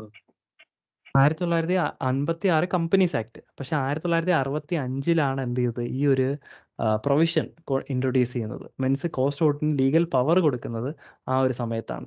ഈവൻ ദോ ആക്ട്, ഇപ്പോൾ ആക്ട് വന്നിട്ട് നമ്മൾ ആദ്യമേ ഇൻട്രൊഡ്യൂസ് ചെയ്യുന്നത് കണക്കായിരിക്കുമല്ലോ, നമുക്ക് അമെൻമെൻറ്റ്സ് വരില്ലേ? അതുപോലെ 1965 ഈ സെക്ഷൻ 233B എന്ന് പറയുന്ന ഒരു പാർട്ട് അതിൽ ഇൻക്ലൂഡ് ചെയ്ത് കോസ്റ്റ് ഓഡിറ്റിന് ലീഗൽ പവർ കൊടുക്കുന്നത്. ക്ലിയർ ആയോ? 1956 കമ്പനീസ് ആക്ട്, അതിൽ 1960 ആ സെക്ഷൻ വന്നൂല. അതെ, exactly. Okay, so companies act, ഇതിനകത്ത് ഒരു സെക്ഷൻ ഉണ്ട്, സെക്ഷൻ 148. ഇത് നിങ്ങൾ ഇൻ്ററിൽ പഠിച്ചിട്ടുള്ള സെക്ഷൻ തന്നെയാണ്. ഈ സെക്ഷനാണ് നമ്മളെ കോസ്റ്റ് ഓഡിറ്റിന് വേണ്ടിയിട്ടുള്ള കാര്യങ്ങളെല്ലാം പറയുന്ന സെക്ഷൻ. ഏതാണ്? സെക്ഷൻ 148 ആണ്. ഇതിന് ഏകദേശം 7 സബ്സെക്ഷൻസ് ആണുള്ളത്. നമുക്ക് 8 സബ്സെക്ഷൻസ് ഉള്ളത്. നമുക്ക് നോക്കാം ഓരോ സബ്സെക്ഷനായിട്ട്. നോക്കാം.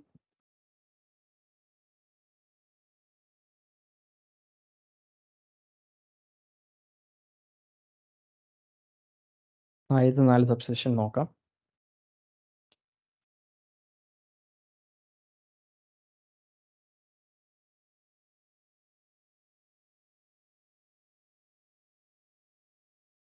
8 സബ്സെക്ഷൻ ഉണ്ട്. ആദ്യത്തെ 4 നമുക്ക് നോക്കാം.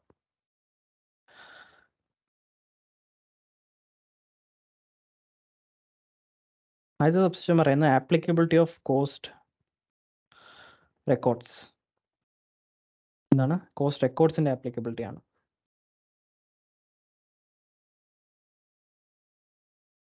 ഇവിടെ എന്താ പറയുന്നതെന്ന് ചോദിച്ചു കഴിഞ്ഞാൽ, ഇതാണ് നമ്മളെ സെക്ഷൻ 148 സബ്സെക്ഷൻ 1. എന്തിൻ്റെ ആപ്ലിക്കബിലിറ്റിയാ? കോസ്റ്റ് റെക്കോർഡ്സിന്റെ ആപ്ലിക്കബിലിറ്റി. സെക്ഷൻ 148 സബ്സെക്ഷൻ 1 കോസ്റ്റ് റെക്കോർഡ്സിന്റെ ആപ്ലിക്കബിലിറ്റി. അപ്പം ഒരു ക്വസ്റ്റ്യൻ ഞാൻ ചോദിക്കാം. എല്ലാ കമ്പനീസും കോസ്റ്റ് റെക്കോർഡ്സ് മെയിൻറ്റെയിൻ ചെയ്യേണ്ട ആവശ്യമുണ്ടോ എന്നുള്ളതാണ് ആദ്യത്തെ ക്വസ്റ്റ്യൻ. ഇല്ല. ഓക്കെ, എത്തരത്തിലുള്ള കമ്പനികളാണ് മെയിൻറ്റെയിൻ ചെയ്യേണ്ടത്? ജസ്റ്റ് നേരത്തെ പഠിച്ചവരുണ്ടെങ്കിൽ അവർക്ക് കോൺട്രിബ്യൂട്ട് ചെയ്യാം.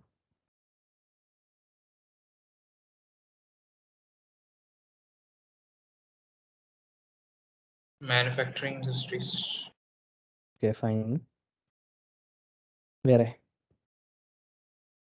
ടേൺ ഓവർ വെച്ചിട്ടല്ലേ? ഓക്കെ, കറക്റ്റാണ്. ഓക്കെ,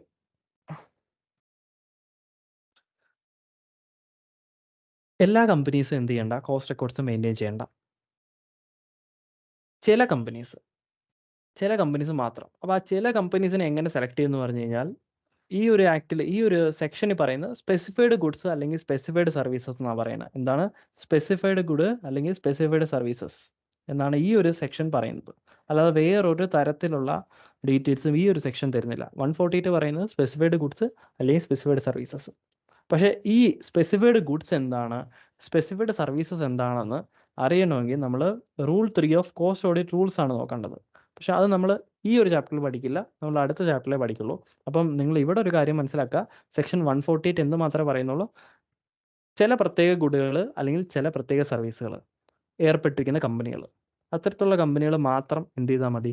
കോസ്റ്റ് റെക്കോർഡ്സ് മെയിൻറ്റെയിൻ ചെയ്താൽ മതി എന്നാണ് സെക്ഷൻ 148 പറയുന്നത്.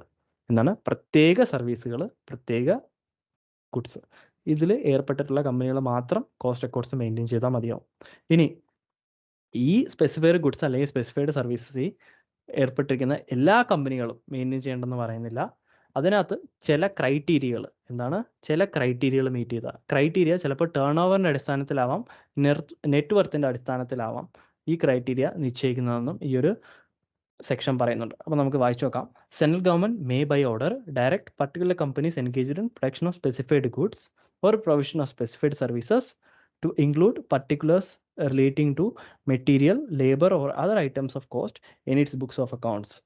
ഓക്കെ, എന്താണ് പറഞ്ഞിരിക്കുന്നത്? സെൻട്രൽ ഗവൺമെൻറ് പറയും ചില കമ്പനീസ്, എന്താണ്? ചില കമ്പനീസ് ചില പ്രോഡക്റ്റുകളുടെ ഉൽപ്പാദനത്തിലോ അല്ലെങ്കിൽ ചില സേവനങ്ങളുടെ പ്രൊവിഷനിലോ ഏർപ്പെട്ടിരിക്കുന്ന ചില കമ്പനീസ്, അവർ ബുക്സ് ഓഫ് അക്കൗണ്ട്സ് പ്രിപ്പയർ ചെയ്യുമ്പോൾ അതിനകത്ത് കോസ്റ്റ് റെക്കോർഡ്സും കൂടെ ഉൾപ്പെടുത്തിയിരിക്കണം. ഓക്കെ, എല്ലാ കമ്പനീസും അല്ല, ചില കമ്പനീസ്. ആ ചില കമ്പനീസ് എങ്ങനെ പഠിക്കുമെന്ന് ചോദിച്ചു കഴിഞ്ഞാൽ നമ്മൾ റൂൾസിനാണ് പഠിക്കുന്നത്, വേറൊന്നും ഈ ഒരു സെക്ഷനിൽ പറഞ്ഞിട്ടില്ല.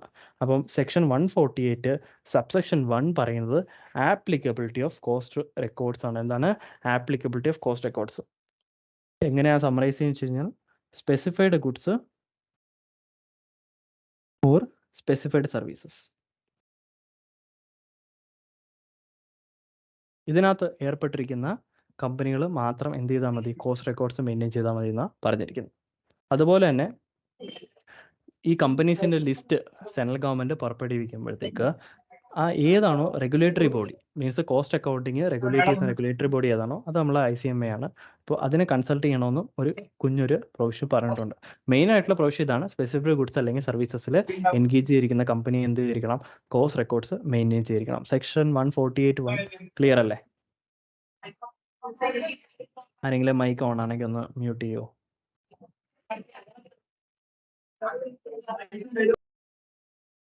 Okay, fine. 148 സബ്സെക്ഷൻ 1 ക്ലിയർ ആണോ? Yes, sir. ഓക്കെ, അടുത്ത സെക്ഷൻ 148 സബ്സെക്ഷൻ 2 എന്ന് പറയുന്നത് കോസ്റ്റ് ഓഡിറ്റിൻ്റെ ആപ്ലിക്കബിലിറ്റീസ് ആണ്. എന്താണ് കോസ്റ്റ് ഓഡിറ്റിൻ്റെ? അപ്പോൾ കോസ്റ്റ് റെക്കോർഡ്സിൻ്റെ ആപ്ലിക്കബിലിറ്റി നമ്മൾ പഠിച്ചു. അടുത്തതായിട്ട് പഠിക്കുന്നത് കോസ്റ്റ് ഓഡിറ്റിൻ്റെ ആപ്ലിക്കബിലിറ്റി ആണ്. കോസ്റ്റ് ഓഡിറ്റ് എന്ന് പറഞ്ഞു കഴിഞ്ഞാൽ ഈ കോസ്റ്റ് റെക്കോർഡ്സ് നമ്മൾ മെയിൻറ്റെയിൻ ചെയ്യുന്നുണ്ട്. ഏതെങ്കിലും കമ്പനി സ്പെഷ്യൽ ഗുഡ്സ് അല്ലെങ്കിൽ സർവീസസ് ഏർപ്പെട്ടിരിക്കുന്ന കമ്പനി കോസ്റ്റ് റെക്കോർഡ്സ് മെയിൻറ്റെയിൻ ചെയ്യുന്നുണ്ട്. ഈ records as per cost accounting സ്റ്റാൻഡേർഡ്സും CRA1 ഒക്കെ അനുസരിച്ചാണോ പ്രിപ്പയർ ചെയ്തിരിക്കുന്നത് എന്ന് നമ്മൾ ഉറപ്പ് വരുത്തുന്ന പ്രോസസ്സാണ് കോസ്റ്റ് ഓഡിറ്റ് എന്ന് നമ്മൾ പഠിച്ചു. അപ്പോൾ ആ കോസ്റ്റ് ഓഡിറ്റ് എല്ലാ കമ്പനികളും ചെയ്യണമെന്നാണ് ചോദിച്ചിരിക്കുന്നത്. തീർച്ചയായിട്ടും കോസ്റ്റ് റെക്കോർഡ്സ് ഉണ്ടെങ്കിലേ നമുക്ക് എന്ത് ചെയ്യാൻ പറ്റുള്ളൂ, കോസ്റ്റ് ഓഡിറ്റ് ചെയ്യാനായിട്ട് പറ്റുള്ളൂ. കാരണം കോസ്റ്റ് റെക്കോർഡ്സ് മെയിൻറ്റെയിൻ ചെയ്യാത്തൊരു കമ്പനിക്ക് എങ്ങനെ കോസ്റ്റ് ഓഡിറ്റ് ആപ്ലിക്കബിൾ ആകത്തില്ല. അതുകൊണ്ടാണ് പറയുന്നത് government by order direct audit of cost records of companies covered under section 148 subsection 1.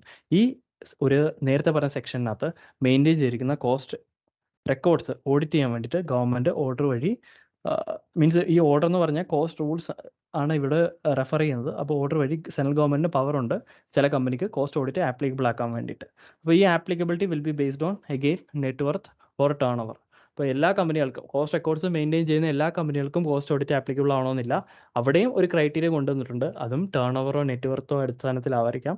അപ്പോൾ ഇന്ന ടേൺ ഓവർ അല്ലെങ്കിൽ നെറ്റ്വർത്ത് ഹിറ്റ് ചെയ്യുന്ന കമ്പനികൾക്ക് എന്ത് ചെയ്യണം, കോസ്റ്റ് ഓഡിറ്റ് നിർബന്ധമായിട്ടും ചെയ്യണമെന്ന് പറയാൻ വേണ്ടിയിട്ട് സെൻട്രൽ ഗവൺമെൻറ്റിന് പവർ കൊടുക്കുന്ന സെക്ഷനാണ് സെക്ഷൻ 148 സബ്സെക്ഷൻ 2. അപ്പോൾ നമ്മൾ സബ്സെക്ഷൻ 2 പഠിച്ചു. ഏതാണ്? Applicability of cost audit.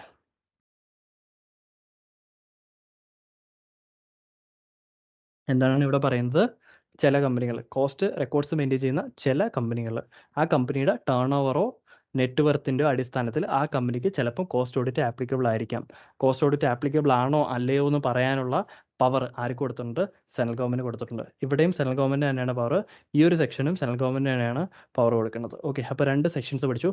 Applicability of cost records, applicability of cost audit. Cost റെക്കോർഡ്സിനകത്ത് സ്പെസിഫൈഡ് ഗുഡ് അല്ലെങ്കിൽ സർവീസസ് എൻഗേജ് ചെയ്തിരിക്കുന്ന കമ്പനികളിൽ എന്ത് ചെയ്യണം, കോസ്റ്റ് റെക്കോർഡ്സ് മെയിൻറ്റെയിൻ ചെയ്യണം. അതും ടേൺ ഓവർ അല്ലെങ്കിൽ നെറ്റ്വർത്തിൻ്റെ ക്രൈറ്റീരിയയിലായിരിക്കും അടിസ്ഥാനമായിട്ടായിരിക്കും എന്ത് ചെയ്യുന്നത്, ആപ്ലിക്കബിലിറ്റി ഉണ്ടോ ഇല്ലെന്ന് പറയുന്നത്.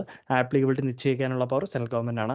Cost audit, cost records maintain ചെയ്യുന്ന കമ്പനികൾ, ചില കമ്പനികൾക്ക് ഒരു നെറ്റ്വർത്തിൻ്റെ ടേൺ ഓവറിൻ്റെ ക്രൈറ്റീരിയയിൽ ചില കമ്പനികൾക്ക് കോസ്റ്റ് ഓഡിറ്റ് ആപ്ലിക്കബിലിറ്റി നിശ്ചയിക്കാനുള്ള പവർ ആർക്കാണ് കൊടുത്തിരിക്കുന്നത്? സെൻട്രൽ ഗവൺമെൻറ് ആണ് കൊടുത്തിരിക്കുന്നത്. അപ്പോൾ നമ്മൾ സെക്ഷൻസ് 148(1) അതുപോലെ തന്നെ സെക്ഷൻ 148(2) ഓൾറെഡി കംപ്ലീറ്റ് ആയി. ഇനി നമുക്ക് സെക്ഷൻ 148(3) കോസ്റ്റ് ഓഡിറ്ററിലേക്ക് പോകാം.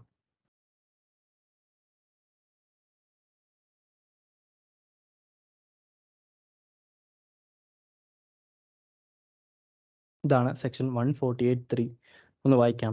The audit under section 148(2) will be done by a cost accountant in practice. ഇതാണ് നമ്മളെ സെക്ഷൻ 148(2). എന്താണ് കോസ്റ്റ് ഓഡിറ്റിനെ കുറിച്ച് പറയുന്ന സെക്ഷൻ 148(2). അപ്പോൾ ഈ 148(2)ൽ പറഞ്ഞിരിക്കുന്ന ഓഡിറ്റ് ആരാ ചെയ്യുന്നത്? ഒരു കോസ്റ്റ് അക്കൗണ്ടൻറ്റ് ഇൻ പ്രാക്ടീസ് ആണ്. അപ്പോൾ നമുക്ക് ജസ്റ്റ് ഞാൻ പറയുകയാണ് നിങ്ങളുടെ അറിവിലേക്ക്, എല്ലാവർക്കും അറിയാവുന്ന കാര്യമാണ്. പക്ഷേ ഇൻ കേസ് അറിയത്തില്ലെങ്കിൽ, നമ്മൾ പാസ്സായി കഴിഞ്ഞാൽ ഉടനെ എന്താവത്തില്ല, നമ്മൾ ഒരിക്കലും കോസ്റ്റ് അക്കൗണ്ടിങ് പ്രാക്ടീസ് ആവത്തില്ല.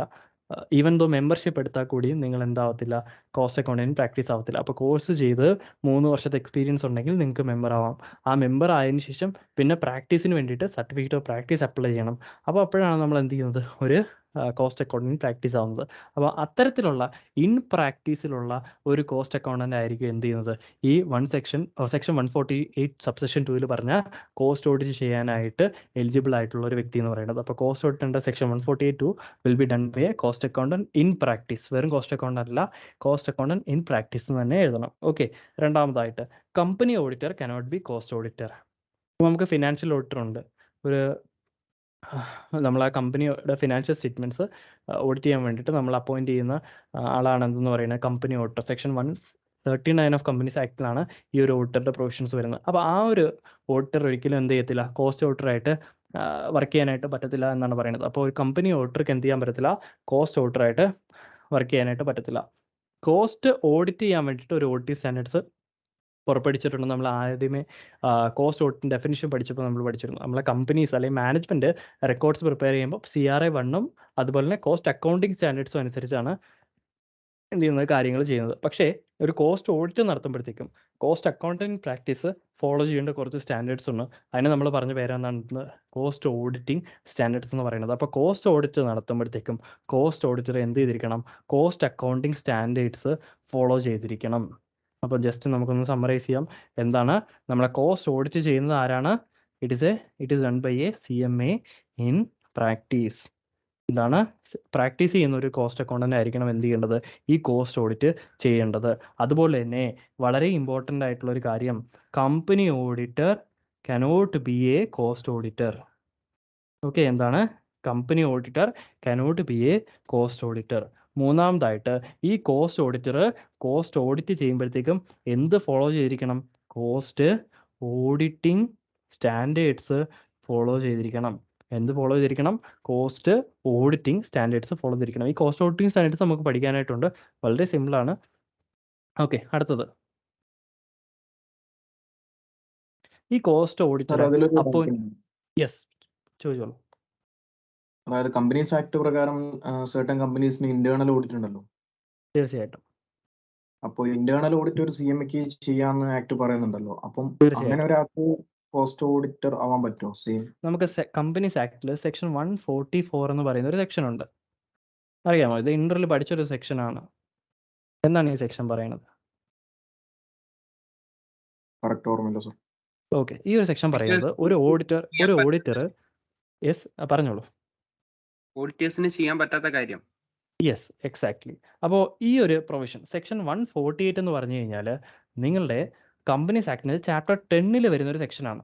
അപ്പോൾ നിങ്ങൾ ചാപ്റ്റർ വന്നിട്ട് ഓഡിറ്റ് ആൻഡ് ഓഡിറ്റേഴ്സ്, നമ്മൾ ഓരോ ലോയ്ക്കും ഓരോ ചാപ്റ്റേഴ്സ് ഉണ്ട്. അതിനകത്ത് ചാപ്റ്റർ 10 ആണ് ഈ ഒരു സെക്ഷൻ വരുന്നത്. അപ്പം സെക്ഷൻ 139 തൊട്ട് 148 വരെ നിങ്ങളുടെ ഓഡിറ്റ് ആൻഡ് ഓഡിറ്റേഴ്സ് എന്ന് പറയുന്ന ചാപ്റ്ററാണ്. അപ്പോൾ ആ ചാപ്റ്റർ 10, അപ്പോൾ ആ ചാപ്റ്ററിൽ വരുന്ന ഒരു സെക്ഷനാണ് 148 എന്ന് പറയുന്ന സെക്ഷൻ. അപ്പോൾ ഈ സെക്ഷനകത്ത് ഇതിൻ്റെ ഇടയ്ക്ക് നിങ്ങൾക്ക് കാണാൻ പറ്റും 144ഉം ഇതിൻ്റെ ഇടയ്ക്ക് വരുന്ന ഒരു ഐറ്റമാണ്. മനസ്സിലായോ? ഈ 144ഉം ഈ ഒരു ചാപ്റ്ററിൽ വരുന്ന ഐറ്റമാണ്. അപ്പോൾ ഈ ഒരു ചാപ്റ്ററിൻ്റെ പ്രത്യേകത എന്ന് പറഞ്ഞാൽ 139 to 147 ഈ ഒരു കോസ്റ്റ് ഓഡിറ്റർക്കും ഈക്വലി ആപ്ലിക്കബിൾ ആണ്. അപ്പോൾ 144 എന്തെന്ന് പറഞ്ഞു കഴിഞ്ഞാൽ ഒരു ഓഡിറ്റർ മീൻസ് ഒരു ഓഡിറ്റർ, അപ്പോൾ കമ്പനി ഓഡിറ്ററാണ്. എനിക്ക് നമ്മൾ ഓഡിറ്റിംഗ് പഠിക്കുമ്പോൾ നമ്മൾ കമ്പനി ഓഡിറ്ററിൻ്റെ പെർസ്പെക്റ്റീവ് നിന്നാണ് പഠിക്കുന്നതും കൂടിയും ഈ പറയുന്ന സെക്ഷൻസ് എല്ലാം ആർക്കും ആപ്ലിക്കബിൾ ആണ്? നമ്മുടെ കോസ്റ്റ് ഓഡിറ്ററിനും ആപ്ലിക്കബിൾ ആണ്. അപ്പോൾ 144നകത്ത് it provides a list of specified services a auditor is not allowed to render to the company.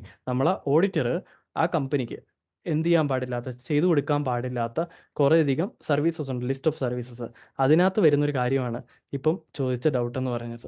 Okay, അപ്പോൾ ഓൾറെഡി പുള്ളിക്കാരൻ എന്ത് ചെയ്യുന്നുണ്ട്? വേറൊരു കപ്പാസിറ്റിയിൽ ഈ കമ്പനിയുമായിട്ട് ബന്ധപ്പെട്ടിട്ടുണ്ട്. അപ്പോൾ ഇവിടെ വന്ന് പുള്ളി കോസ്റ്റ് ഓഡിറ്റ് ചെയ്യുകയാണെങ്കിൽ തീർച്ചയായിട്ടും അവിടെ ഒരു എന്ത് തരത്തിലുള്ള ത്രെറ്റ് ഉണ്ടാവും? സെൽഫ് റിവ്യൂ ത്രെറ്റ് ഉണ്ടാവാനായിട്ടുള്ള കാരണമുണ്ട്. അതുകൊണ്ട് തന്നെ ചെയ്യാനായിട്ട് പറ്റത്തില്ല. ഓക്കെ, സോ സ്വന്തം sir. വർക്കായിരിക്കും എന്ത് ചെയ്യുന്നത്? പുള്ളി വന്നിട്ട് റിവ്യൂ ചെയ്യുന്നത്. അതുകൊണ്ട് തന്നെ there is A self review threat. Okay, അപ്പോൾ ഇൻഡിപെൻഡൻ്റ് ആയിട്ട് എന്ത് ചെയ്യാൻ പറ്റില്ല? നമുക്ക് കോസ്റ്റ് ഓഡിറ്റ് ചെയ്യാനായിട്ട് പറ്റത്തില്ല. അതുകൊണ്ട് തന്നെ മൾട്ടിപ്പിൾ രീതിക്ക് എന്ത് ചെയ്യാൻ പറ്റത്തില്ല? വർക്ക് ചെയ്യാനായിട്ട് പറ്റത്തില്ല. ഒറ്റ കപ്പാസിറ്റിയിലേ പറ്റുള്ളൂ. അപ്പോൾ company auditor cannot B cost auditor. അതുപോലെ തന്നെ ഇപ്പോൾ ചോദിച്ച ക്വസ്റ്റ്യൻ, ആ ലിസ്റ്റ് ഓഫ് സ്പെസിഫൈഡ് സർവീസസിൽ ഏതെങ്കിലും ഒരു സർവീസസ് ഓൾറെഡി ഈ കമ്പനിക്ക് കൊടുക്കുന്ന ആളാണെങ്കിൽ there is a threat to independence. അതുകൊണ്ട് തന്നെ എന്ത് ചെയ്യാൻ പറ്റത്തില്ല? ആ പുള്ളിക്ക് വന്നിട്ട് കോസ്റ്റ് ഓഡിറ്ററായിട്ട് വർക്ക് ചെയ്യാനായിട്ട് പറ്റത്തില്ല. ഓക്കെ, ക്ലിയർ ആണോ? Okay sir. Okay, fine. ഇനി ഈ ഒരു കോസ്റ്റ് ഓഡിറ്ററെ അപ്പോയിന്റ് ചെയ്യുന്ന ആരാന്ന് ചോദിച്ചു കഴിഞ്ഞാൽ അത് ബോർഡ് ഓഫ് ഡയറക്ടേഴ്സ് ആണ്. ആരാണ്? ബോർഡ് ഓഫ് ഡയറക്ടേഴ്സ് ആണ്. അപ്പോൾ നിങ്ങൾക്ക് തീർച്ചയായിട്ടും സംശയം വരും, ചില കമ്പനീസിന് ഓഡിറ്റ് കമ്മിറ്റി എന്ന് പറയുന്ന ഒരു കാര്യവും കോൺസ്റ്റിറ്റ്യൂട്ട് ചെയ്യേണ്ടതായിട്ട് വരും. നിങ്ങൾ ഇന്റർവ്യൂ പഠിച്ച കാര്യമാണ്. അപ്പോൾ ചില കമ്പനീസിന് എന്ത് വേണം? ഓഡിറ്റ് കമ്മിറ്റി വേണം. അതിന് ഒരു സ്പെസിഫൈഡ് ത്രെഷോൾഡ്സ് ഉണ്ട്, പല ക്രൈറ്റീരിയ ഉണ്ട്. ടേൺ ഓവറിൻ്റെ, നെറ്റ് വെർത്തിൻ്റെയും അതുപോലെ ബോറോയിങ്സിൻ്റെയൊക്കെ ഒരു ക്രൈറ്റീരിയ വരുന്നുണ്ട്. അത് നമുക്ക് പിന്നെ പഠിക്കാം. അപ്പോൾ ഇത്ര മാത്രം മനസ്സിലാക്കിയിരിക്കുക, ചില കമ്പനികൾക്ക് ഒരു ഓഡിറ്റ് കമ്മിറ്റി കോൺസ്റ്റിറ്റ്യൂട്ട് ചെയ്യേണ്ട ആവശ്യമായിട്ട് വരുന്നുണ്ട്. അപ്പോൾ സാധാരണഗതിയിൽ കോസ്റ്റ് ഓഡിറ്റർ ആരെ അപ്പോയിന്റ് ചെയ്യുന്നത്? നമ്മൾ ബോർഡ് ഓഫ് ഡയറക്ടേഴ്സാണ് അപ്പോയിന്റ് ചെയ്യുന്നത്. അപ്പോൾ ഇൻ കേസ് ഓഡിറ്റ് കമ്മിറ്റി ഉള്ള കമ്പനി ആണെങ്കിൽ ആരാണ് അപ്പോയിന്റ് ചെയ്യുന്നതെന്ന് ക്വസ്റ്റ്യൻ ചോദിച്ചു കഴിഞ്ഞാൽ അപ്പോഴും നിങ്ങൾക്ക് പറയാം ബോർഡ് ഓഫ് ഡയറക്ടേഴ്സ് തന്നെ അപ്പോയിന്റ് ചെയ്യുന്നത്, പക്ഷേ on the recommendation of the audit committee. ആരുടെ റെക്കമെൻഡേഷനിലായിരിക്കും? ഓഡിറ്റ് കമ്മിറ്റിയുടെ റെക്കമെൻഡേഷനിൽ ആര് അപ്പോയിന്റ് ചെയ്യും? ബോർഡ് ഓഫ് ഡയറക്ടേഴ്സ് അപ്പോയിന്റ് ചെയ്യും. അല്ല, സാധാരണ കമ്പനിയാണെങ്കിൽ ബോർഡ് ഓഫ് ഡയറക്ടേഴ്സ് അപ്പോയിന്റ് ചെയ്യും.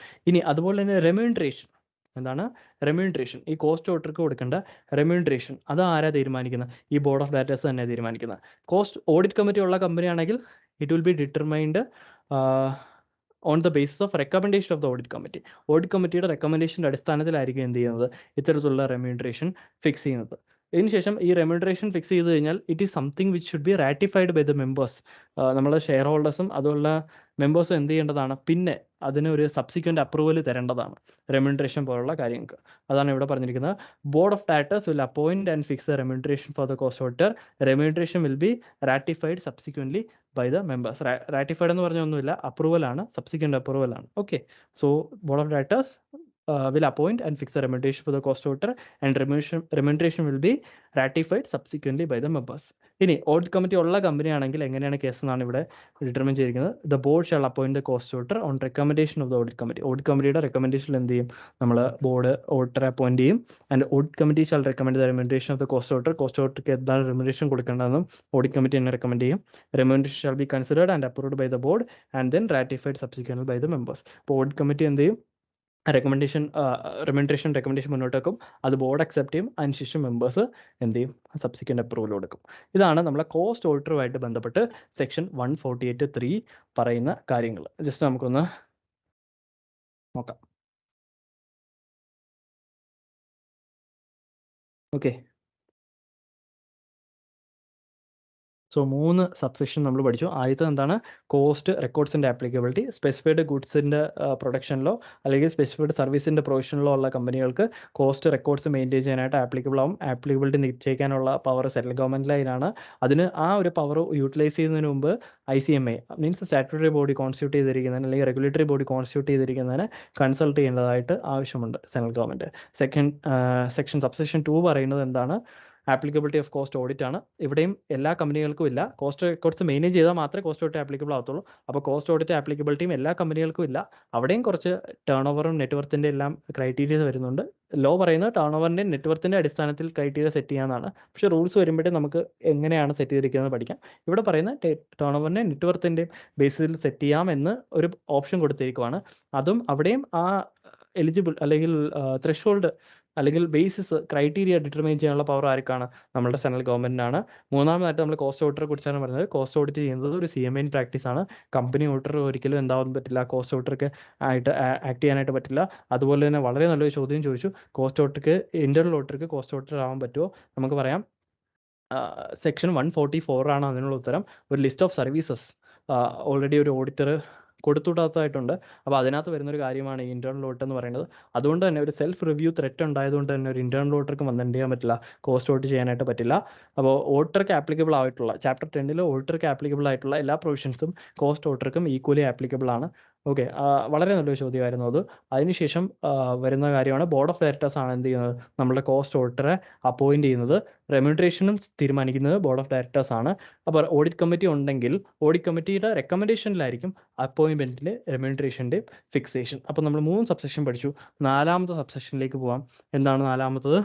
Cost audit is in addition to company audit.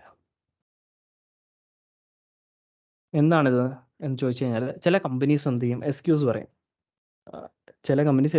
ഞങ്ങൾ ഓൾറെഡി കമ്പനി ഓഡിറ്റ് ചെയ്തു, പിന്നെ എന്തിനാണ് ഞങ്ങൾ കോസ്റ്റ് ഓഡിറ്റ് ചെയ്തത്? അപ്പോൾ ഇത്തരത്തിലുള്ള എക്സ്ക്യൂസ് വന്നിട്ട്, കാരണം എന്താണ്, ദിസ് ഇസ് അഡീഷണൽ കംപ്ലയിൻറ്റ്സ്. ഒരു വേറൊരു ഓഡിറ്ററെ ഹയർ ചെയ്യണം, അതുപോലെ തന്നെ 5-6 സ്റ്റാഫിനെ ഇരുത്തിയാലേ കോസ്റ്റ് റെക്കോർഡ്സ് മെയിൻറ്റെയിൻ ചെയ്യാൻ പറ്റത്തുള്ളൂ. അപ്പോൾ കമ്പനികൾക്ക് ഇതൊരു അഡീഷണൽ കോസ്റ്റ് തന്നെയാണ്. അപ്പോൾ കമ്പനീസ് വേണമെങ്കിൽ എന്ത് ചെയ്യും, ഇതിനെതിരെ ലിറ്റിഗേഷന് പോവുകയും, അപ്പോൾ ലോയിൽ അത് ക്ലിയർ അല്ലെങ്കിൽ തീർച്ചയായിട്ടും കമ്പനിക്ക് ഇൻ ഫേവർ എന്ത് പറ്റും, റിസൾട്ട് വരാനായിട്ട് സാധ്യതയുണ്ട്. അതുകൊണ്ട് തന്നെ ഈ ഒരു സെക്ഷൻ ക്ലിയർ ആയിട്ട് പറയുന്നുണ്ട്, കോസ്റ്റ് ഓഡിറ്റ് കമ്പനി ഓഡിറ്റിന് തുല്യമല്ല. അതിന് മീൻസ് ഇൻ അഡീഷൻ, അത് കൂടാതെ ചെയ്യുന്ന ഒരു കാര്യമാണ് cost audit. Company audit already applicable ആയിട്ടുള്ള ഒരു സൈഡിൽ കൂടെ നടന്നോട്ടെ, അത് കൂടാതെ ഒരു കമ്പനി കംപ്ലൈ ചെയ്യേണ്ട കാര്യമാണ് കോസ്റ്റ് ഓഡിറ്റ് എന്നാണ് സബ്സെക്ഷൻ 4 പറയുന്നത്. Okay, any doubt in these 4 subsections?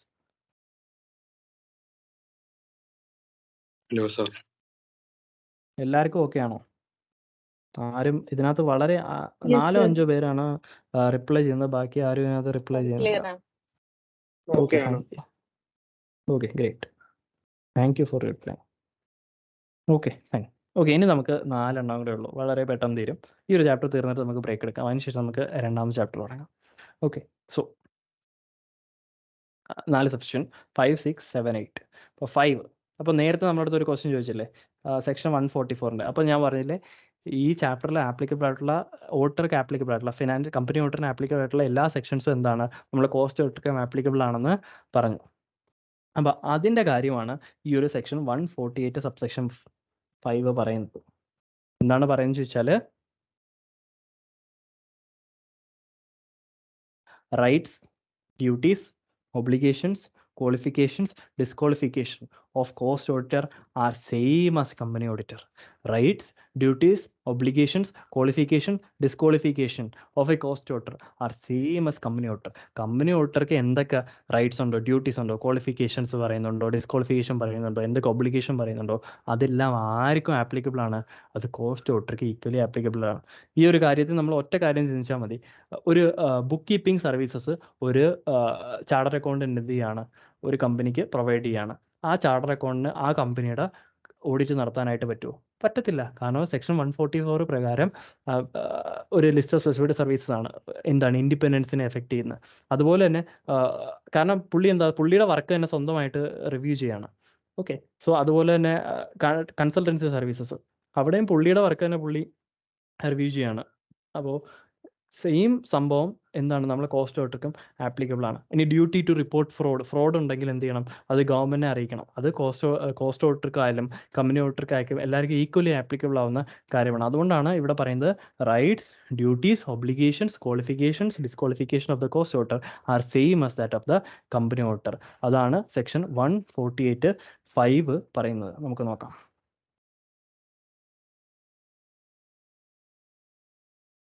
Rights, duties, obligations, qualification, disqualification that is equal to company auditor. Company ഓഡിറ്ററുടെ അതേ റൈറ്റ്സും ഡ്യൂട്ടീസും ഒബ്ലിഗേഷൻസ് ക്വാളിഫിക്കേഷൻ ഡിസ്ക്വാളിഫിക്കേഷനും ആണ് എന്ത് ചെയ്യുന്നത് നമ്മൾ കോസ്റ്റ് ഓഡിറ്റർക്ക് ഉള്ളത്. അടുത്താണ് സെക്ഷൻ 148 സബ്സെക്ഷൻ 6. സബ്സെക്ഷൻ 6. ഓക്കെ, ഇതുപോലെ തന്നെ 148 സബ്സെക്ഷൻ 5 വേറൊരു കാര്യം കൂടെ പറയുന്നുണ്ട്. എന്തൊക്കെയാണെന്ന് ചോദിച്ചു കഴിഞ്ഞാൽ ഇതിപ്പോൾ rights and duties of auditor ആണ് ഇവിടെ പറയുന്നത്. അപ്പോൾ ഈ ഓഡിറ്റർ നല്ല രീതിക്ക് ജോലി ചെയ്യണമെങ്കിൽ എന്ത് ചെയ്യണം, നമ്മളുടെ കമ്പനിയുടെ മാനേജ്മെൻറ്റ് കോപ്പറേറ്റ് ചെയ്യണം. ഫോർ എക്സാമ്പിൾ ഇപ്പോൾ ഓഡിറ്റർ ചെന്നിട്ട് ഒരു ഡീറ്റെയിൽ ചോദിക്കുകയാണ്, കഴിഞ്ഞ പ്രാവശ്യത്തെ മെറ്റീരിയൽ യൂട്ടിലൈസേഷൻ്റെ ഒരു റിപ്പോർട്ട് തരാൻ പറഞ്ഞു കഴിഞ്ഞാൽ മാനേജ്മെൻറ്റ് എന്ത് ചെയ്യണം, ദേ ഷുഡ് ഗീവ് ദാറ്റ്. എന്നാലേ എന്ത് ചെയ്യാൻ പറ്റത്തുള്ളൂ, നമ്മളെ ഓഡിറ്റർക്ക് എന്ത് ചെയ്യാനായിട്ട് പറ്റുള്ളൂ, കറക്റ്റായിട്ട് ആ ഒരു ജോലി ചെയ്യാനായിട്ട് പറ്റുള്ളൂ. അത് അല്ലെങ്കിൽ ആ ഒരു അക്കൗണ്ട്സിലേക്ക് ആക്സസ് ചോദിച്ചു കഴിഞ്ഞാൽ ആ ആക്സസ് കൊടുത്താൽ മാത്രമേ എന്ത് ചെയ്യാൻ പറ്റത്തുള്ളൂ, നമ്മളുടെ ഓഡിറ്റർക്ക് എന്ത് ചെയ്യാനായിട്ട് പറ്റുള്ളൂ, കറക്റ്റായിട്ട് വർക്ക് ചെയ്യാനായിട്ട് പറ്റത്തുള്ളൂ. അപ്പോൾ ഇത്തരത്തിൽ മാനേജ്മെൻറ്റ് കോപ്പറേറ്റ് ചെയ്തില്ലെങ്കിൽ നമുക്ക് ഓഡിറ്റർക്ക് അയാളുടെ ജോലി കറക്റ്റായിട്ട് ചെയ്യാനായിട്ട് പറ്റത്തില്ല. അപ്പോൾ ഇവിടെ മറ്റൊരു കാര്യം പറയുന്നുണ്ട്, management should give all facilities and should cooperate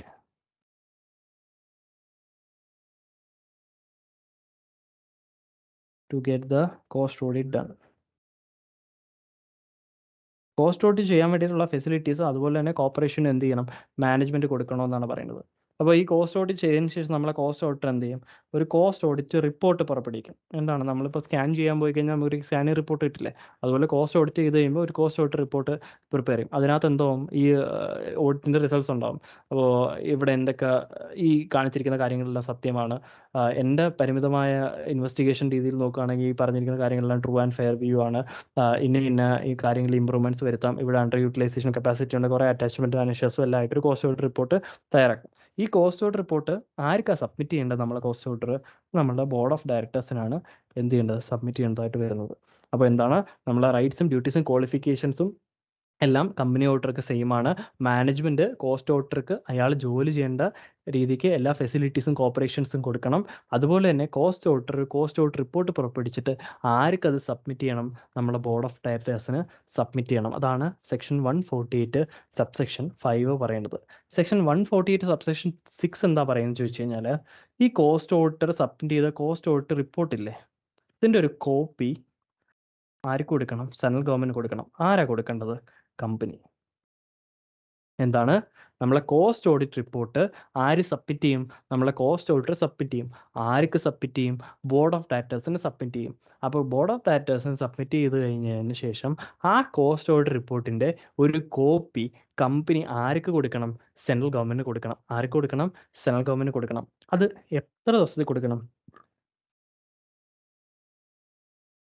30 days of receipt. ഒന്നുകൂടെ ഞാൻ ക്ലിയർ ആയിട്ട് എഴുതാം.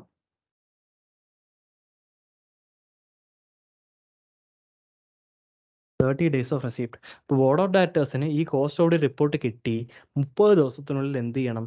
അത് സെൻട്രൽ ഗവൺമെൻറ്റിന് കൊടുക്കണമെന്നാണ് പറഞ്ഞിരിക്കുന്നത്. Section 148 subsection 6. ഓക്കെ, അതാണ് സെക്ഷൻ 148 സബ്സെക്ഷൻ 6 പറയുന്നത്. Company, central government cost audit report കിട്ടി 30 ദിവസത്തിനുള്ളിൽ എന്ത് ചെയ്യണം? കോസ്റ്റ് ഓഡിറ്റ് റിപ്പോർട്ട് സെൻട്രൽ ഗവൺമെൻറ്റിന് കൊടുക്കണം.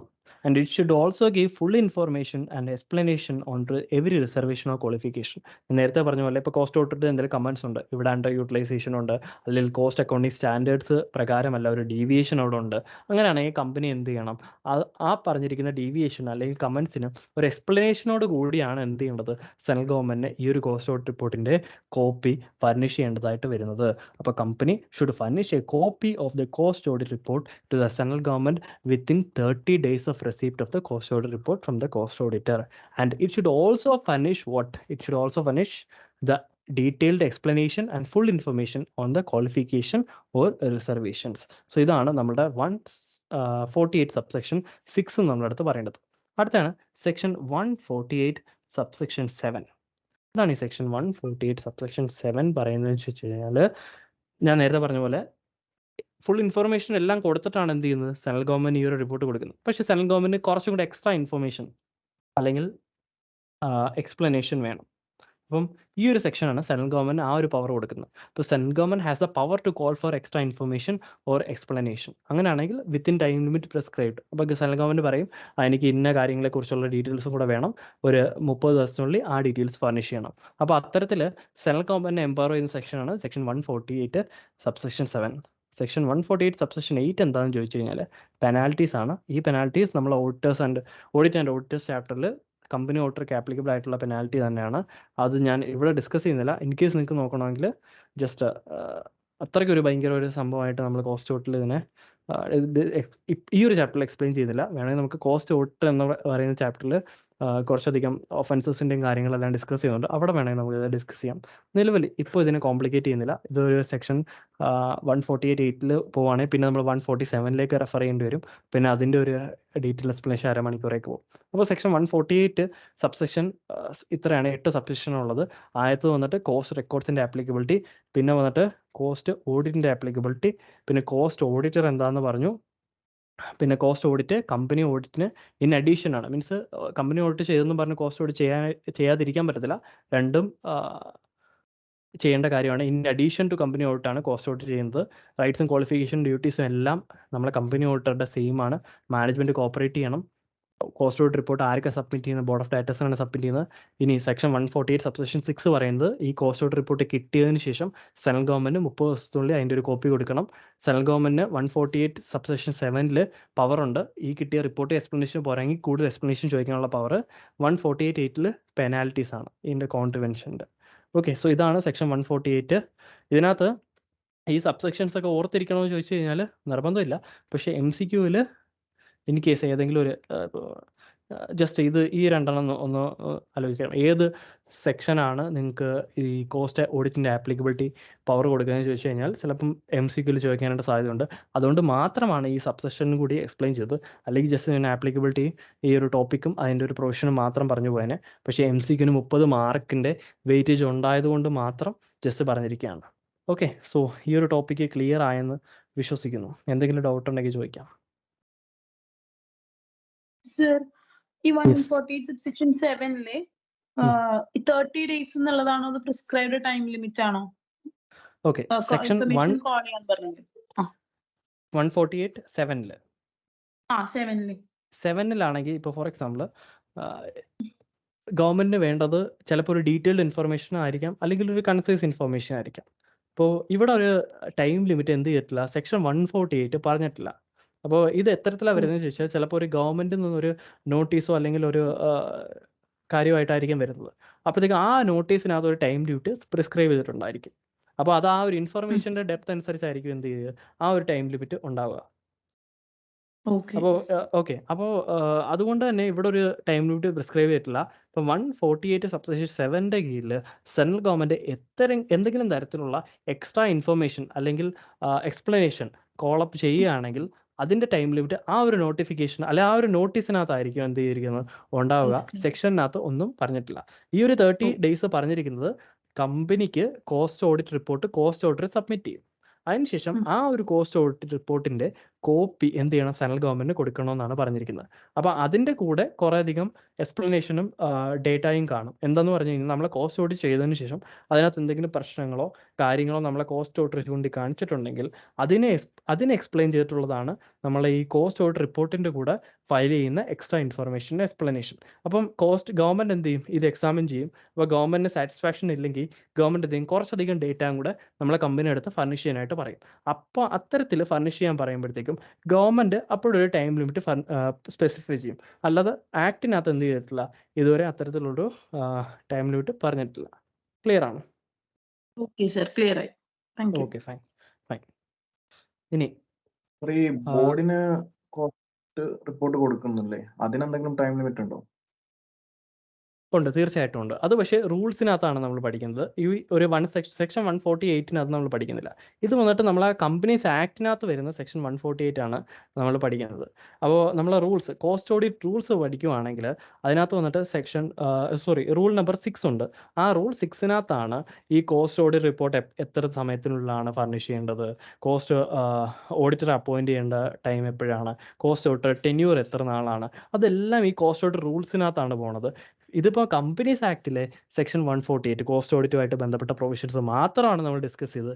ഇതിലേക്ക് നമ്മൾ ഒതുങ്ങുന്നില്ല. ഇത് നിങ്ങളുടെ ബേസിക്സ് മാത്രമാണ്. ഇതിനുശേഷം നമ്മൾ റൂൾസ് പഠിക്കും. അവിടെയാണ് അതിൻ്റെ ലിമിറ്റ്സ് പഠിക്കുന്നത്. ക്ലിയർ ആയോ? Okay, fine.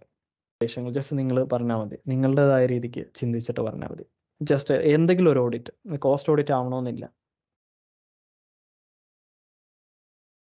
പറഞ്ഞോ, ആരെങ്കിലും പറഞ്ഞോ. ഫ്രോഡ് ഒന്നും ഇല്ലല്ലോ എന്ന് ഉറപ്പുവരുത്തണം, അഷ്വർ ചെയ്യാൻ വേണ്ടിയിട്ട്. Okay, fine. അത് ഒരു കാര്യമാണ്. വേറൊരു കാര്യം, true and fair view of accounts. Okay, exactly. വേറെ കോസ്റ്റിനെയും പ്രോഫിറ്റിനെയും ഒരു ഇത് കിട്ടാൻ വേണ്ടിയിട്ട്, എന്താണ്, കേട്ടില്ല. അതായത് കോസ്റ്റും പ്രോഫിറ്റും ഉള്ള ഒരു ഐഡിയ കിട്ടാൻ വേണ്ടിയിട്ട്.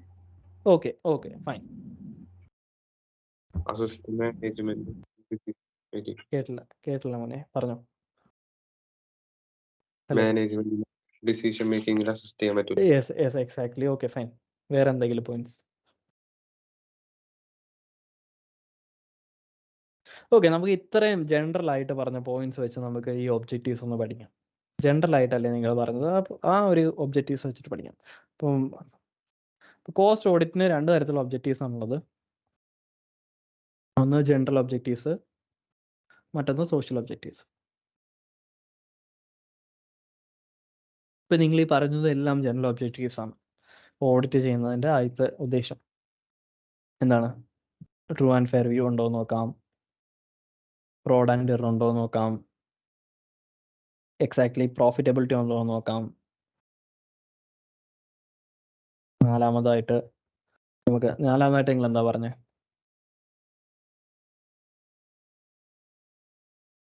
പറഞ്ഞില്ല, റിപ്പീറ്റ് ചെയ്യ്.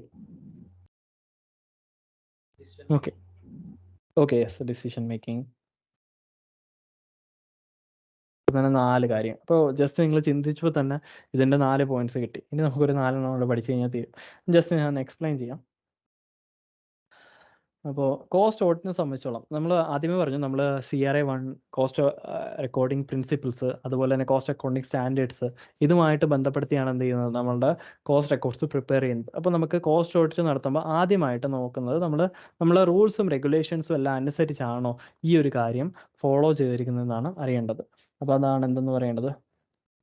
ആദ്യത്തെ കാര്യം അഡ്ഹറൻസ് അല്ലെങ്കിൽ കംപ്ലയൻസ്. നമുക്ക് വളരെ സിമ്പിളായിട്ട് ചെയ്താൽ ടു കോസ്റ്റ് അക്കൗണ്ടിങ് റൂൾസ്. അതുപോലെ തന്നെ കോസ്റ്റ് അക്കൗണ്ടിങ് സ്റ്റാൻഡേർഡ്സ്. അപ്പോൾ നമ്മളെ സ്റ്റാൻഡേർഡ്സും റൂൾസും അനുസരിച്ചാണോ നമ്മളെ കോസ്റ്റ് റെക്കോർഡ്സ് കീപ്പ് ചെയ്തിരിക്കുന്നതെന്നുള്ള കാര്യം നമുക്ക് ഒന്നാമതായിട്ട് നോക്കാനായിട്ട് പറ്റും. രണ്ടാമതായിട്ട് നോക്കുകയാണെങ്കിൽ ഇതിപ്പം സ്റ്റാൻഡേർഡ്സും കോസ്റ്റ് അക്കൗണ്ടിങ് റൂൾസും എല്ലാം ആരാ നമ്മൾ ICMA പറയുന്ന കാര്യങ്ങളാണ്. ഇനി എല്ലാ ഓർഗനൈസേഷനും ഒരു കോസ്റ്റ് അക്കൗണ്ടിങ് പോളിസി കാണും. നമ്മുടെ അക്കൗണ്ടിങ് പോളിസി ഉള്ള പോലെ. ഇപ്പോൾ നമ്മൾ ഫിനാൻഷ്യൽ അക്കൗണ്ടിങ് പഠിച്ചപ്പോൾ നമുക്കറിയാം ഒരു കമ്പനിക്ക് അതിൻ്റെ ഡിപ്രിസിയേഷൻ മെത്തേഡ് ചൂസ് ചെയ്യാനായിട്ട് പറ്റുന്നുണ്ടായിരുന്നു അന്ന്. അപ്പോൾ അതുപോലെ തന്നെ ഇവിടെ വരുമ്പോഴത്തേക്കും നിങ്ങൾക്കൊരു കാര്യം പറയാം, ഓവർ ഹെഡിൻ്റെ അബ്സോർഷൻ എന്താണ് ഓവർ ഹെഡിൻ്റെ അബ്സോർഷൻ. അപ്പോൾ അത് പല ബേസിസിൽ നമുക്ക് എടുക്കാനായിട്ട് പറ്റും. ചില കമ്പനീസ് അത് മെഷീൻ അവർ ബേസിസിൽ, അപ്പോൾ മെഷീൻ എത്ര മണിക്കൂർ ഓടി, എത്രയാണ് എക്സ്പെൻസ്. അപ്പോൾ ഒരു പ്രോഡക്റ്റ് ഉണ്ടാക്കാൻ വേണ്ടിയിട്ട് 10 മണിക്കൂർ എടുത്തു. അപ്പോൾ മൊത്തം ഓവർ ഹെഡ് എക്സ്പെൻസ് വന്നിട്ട് 1 ലക്ഷം ആയിരിക്കും. മെഷീൻ ഈ മാസം മൊത്തം ഓടിയത് 10,000 ആയിരിക്കും. അതിനകത്ത് ഒരു പ്രോഡക്റ്റ് ഒരു യൂണിറ്റ് പ്രോസസ്സ് ചെയ്യാൻ 10 മണിക്കൂർ. അങ്ങനെയാണെങ്കിൽ നമ്മൾ ആ ഒരു 10 മണിക്കൂറത്ത് ഓവർ ഹെഡ് റേറ്റ് ഈ ഒരു പ്രൊഡക്റ്റിലേക്ക് ചാർജ് ചെയ്യും. ചില കമ്പനീസ് മെഷീൻ അവർ റേറ്റിലായിരിക്കത്തില്ല ഓവർ ഹെഡ് അബ്സോർവ് ചെയ്യുന്നത്, ലേബർ അവേഴ്സിൻ്റെ അടിസ്ഥാനത്തിലായിരിക്കും. അപ്പോൾ ഇതെല്ലാം എന്താണ് അവരുടെ കോസ്റ്റ് അക്കൗണ്ടിങ് പോളിസിയുമായിട്ട് ബന്ധപ്പെട്ട കാര്യങ്ങളാണ്. അപ്പോൾ അത്തരത്തിൽ ഇൻറ്റേർണൽ പോളിസികളാണ്. ആ ഇൻറ്റേർണൽ പോളിസിക്ക് അനുസരിച്ചാണോ കോസ്റ്റ് അക്കൗണ്ട്സ് മെയിൻറ്റെയിൻ ചെയ്തിരിക്കുന്നത്. അപ്പോൾ കോസ്റ്റ് കംപ്ലയൻസ് വിത്ത് കോസ്റ്റ് അക്കൗണ്ടിങ് പോളിസി.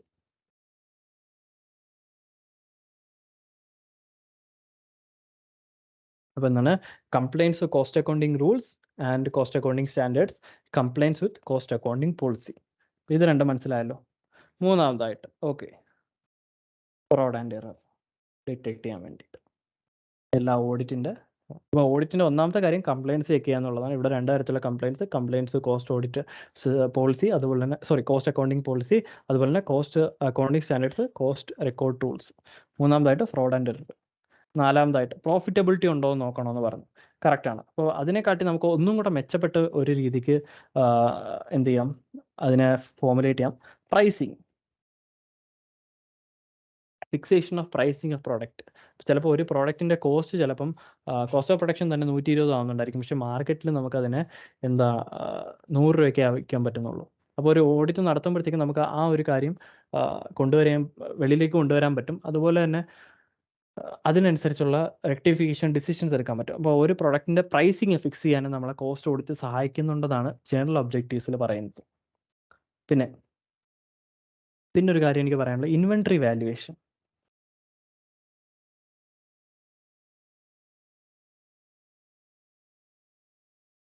നിങ്ങൾ ഫിനാൻഷ്യൽ അക്കൗണ്ടിങ്ങിനകത്ത് പോകുകയാണെങ്കിൽ നമുക്ക് ജസ്റ്റ് ലേമൻ രീതിക്ക് AS2, ഞാൻ AS1 എക്സ്പെർട്ട് അല്ല, ഞാൻ ജസ്റ്റ് AS2ലേക്ക് പോവാണ്. AS2 നമ്മൾ പഠിച്ചിട്ടുണ്ട് എന്താണ് എങ്ങനെയാണ് ഇൻവെൻട്രി വാല്യൂ ചെയ്യുന്നത്, കോസ്റ്റ് അല്ലെങ്കിൽ net realisable value whichever is lower എന്നാണ്. ഓക്കെ, പക്ഷേ കോസ്റ്റിങ്ങിലേക്ക് വരുമ്പോഴത്തേക്കും നമ്മൾ ഇൻവെൻട്രി വാല്യൂഷൻ വരുന്നത് കോസ്റ്റ് ബേസിസ് തന്നെയാണ്. അവിടെ നെറ്റ് റിലേസബിൾ വാല്യൂയും കാര്യങ്ങളൊന്നുമില്ല. അപ്പോൾ ഇൻവെൻട്രി വാല്യുവേഷൻ ചെയ്യാൻ വേണ്ടിയിട്ട് കോസ്റ്റ് ഓഡിറ്റ് സഹായിക്കുന്നുണ്ട്, ഇതിൻ്റെ കോസ്റ്റ് ബേസിസിലുള്ള. ഇനി ഇത്തരത്തിലുള്ള വ്യത്യാസങ്ങൾ ഫിനാൻഷ്യൽ ഓഡിറ്റും കോസ്റ്റ് ഓഡിറ്റും തമ്മിൽ ഇത്തരത്തിലുള്ള വ്യത്യാസങ്ങളുണ്ട്. ഈ എക്സ്പെൻസ് റൈറ്റ് ഓഫ് ചെയ്യുന്നതിലും അതുപോലെ ഇൻവെൻട്രി വാല്യുവേഷനിലും എല്ലാം പല തരത്തിലുള്ള വ്യത്യാസങ്ങളുണ്ട്. അതുകൊണ്ട് തന്നെ റിക്കൺസിലിയേഷൻ ആവശ്യമായിട്ട് വരുന്നുണ്ട്. Reconciliation of Cost accounts and financial accounts. ഇതും എന്താണ് നമ്മളുടെ കോസ്റ്റ് ഓഡിറ്റിൻ്റെ ഒബ്ജക്റ്റീവാണ്. എന്താണ് reconciliation of Cost accounts and financial accounts. പിന്നെ നമുക്ക് ഡിസിഷൻ മേക്കിംഗ്, നമ്മൾ നേരത്തെ പറഞ്ഞൊരു കാര്യമാണ്, നിങ്ങൾ പറഞ്ഞൊരു ജനറൽ പോയിന്റാണ്. പിന്നെ അബ്നോർമൽ ലോസുകൾ ഡിറ്റക്ട് ചെയ്യാൻ വേണ്ടിയിട്ട് എന്ത് ചെയ്യുന്നുണ്ട്, നമ്മളെ കോസ്റ്റ് ഓഡിറ്റ് സഹായിക്കുന്നുണ്ട്. ഓക്കെ, എന്തൊക്കെയാണ് നമ്മൾ ആദ്യമേ കംപ്ലയൻസ് നോക്കുന്നു, അതിനുശേഷം ഫ്രോഡ് ആൻഡ് എറർ, മൂന്നാമതായിട്ട് പ്രൈസിങ്. ഓക്കെ,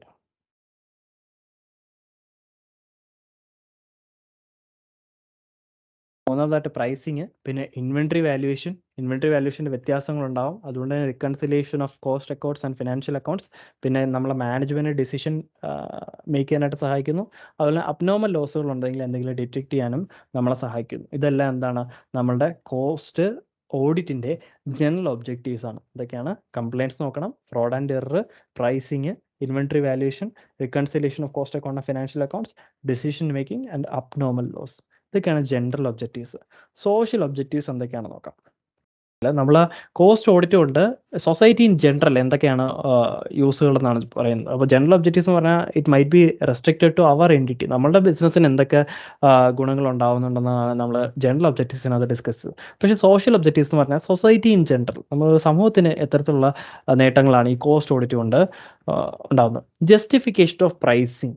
എന്താണ് ജസ്റ്റിഫിക്കേഷൻ ഓഫ് പ്രൈസിങ് എന്ന് പറഞ്ഞു കഴിഞ്ഞാൽ, ഫോർ എക്സാമ്പിൾ നമ്മളൊരു മൊബൈൽ മാർക്കറ്റിൽ പോയി വാങ്ങിക്കുകയാണ്.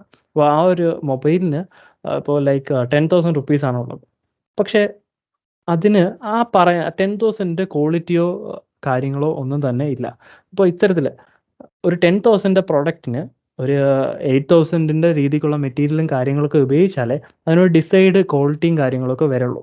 അപ്പോൾ ഈ പ്രൈസിങ്, അവർ ഫിക്സ് ചെയ്തിരിക്കുന്ന പ്രൈസിങ് ജസ്റ്റിഫൈഡ് ആണോ ഇൻ ടേംസ് ഓഫ് ക്വാളിറ്റി അല്ലെങ്കിൽ ക്വാണ്ടിറ്റി, അത്തരത്തിൽ അറിയാൻ വേണ്ടിയിട്ട് ഗവൺമെൻറ്റിനെ സഹായിക്കുന്ന ഒരു ഡേറ്റയാണെന്ന് പറയുന്നത് ഈ കോസ്റ്റ് ഓഡിറ്റ് ഡേറ്റ എന്ന് പറയുന്നത്. മീൻസ് പല ഇൻഡസ്ട്രീസും അവരുടെ പ്രൊഡക്ട്സിന് വേണ്ടിയിട്ട് ഫിക്സ് ചെയ്തിരിക്കുന്ന പ്രൈസ് അത് ജസ്റ്റിഫൈഡ് ആണോ എന്ന് മനസ്സിലാക്കാൻ വേണ്ടിയിട്ട് കോസ്റ്റ് ഓഡിറ്റ് സഹായിക്കുന്നുണ്ട്. അതാണ് ജസ്റ്റിഫിക്കേഷൻ ഓഫ് പ്രൈസിങ്.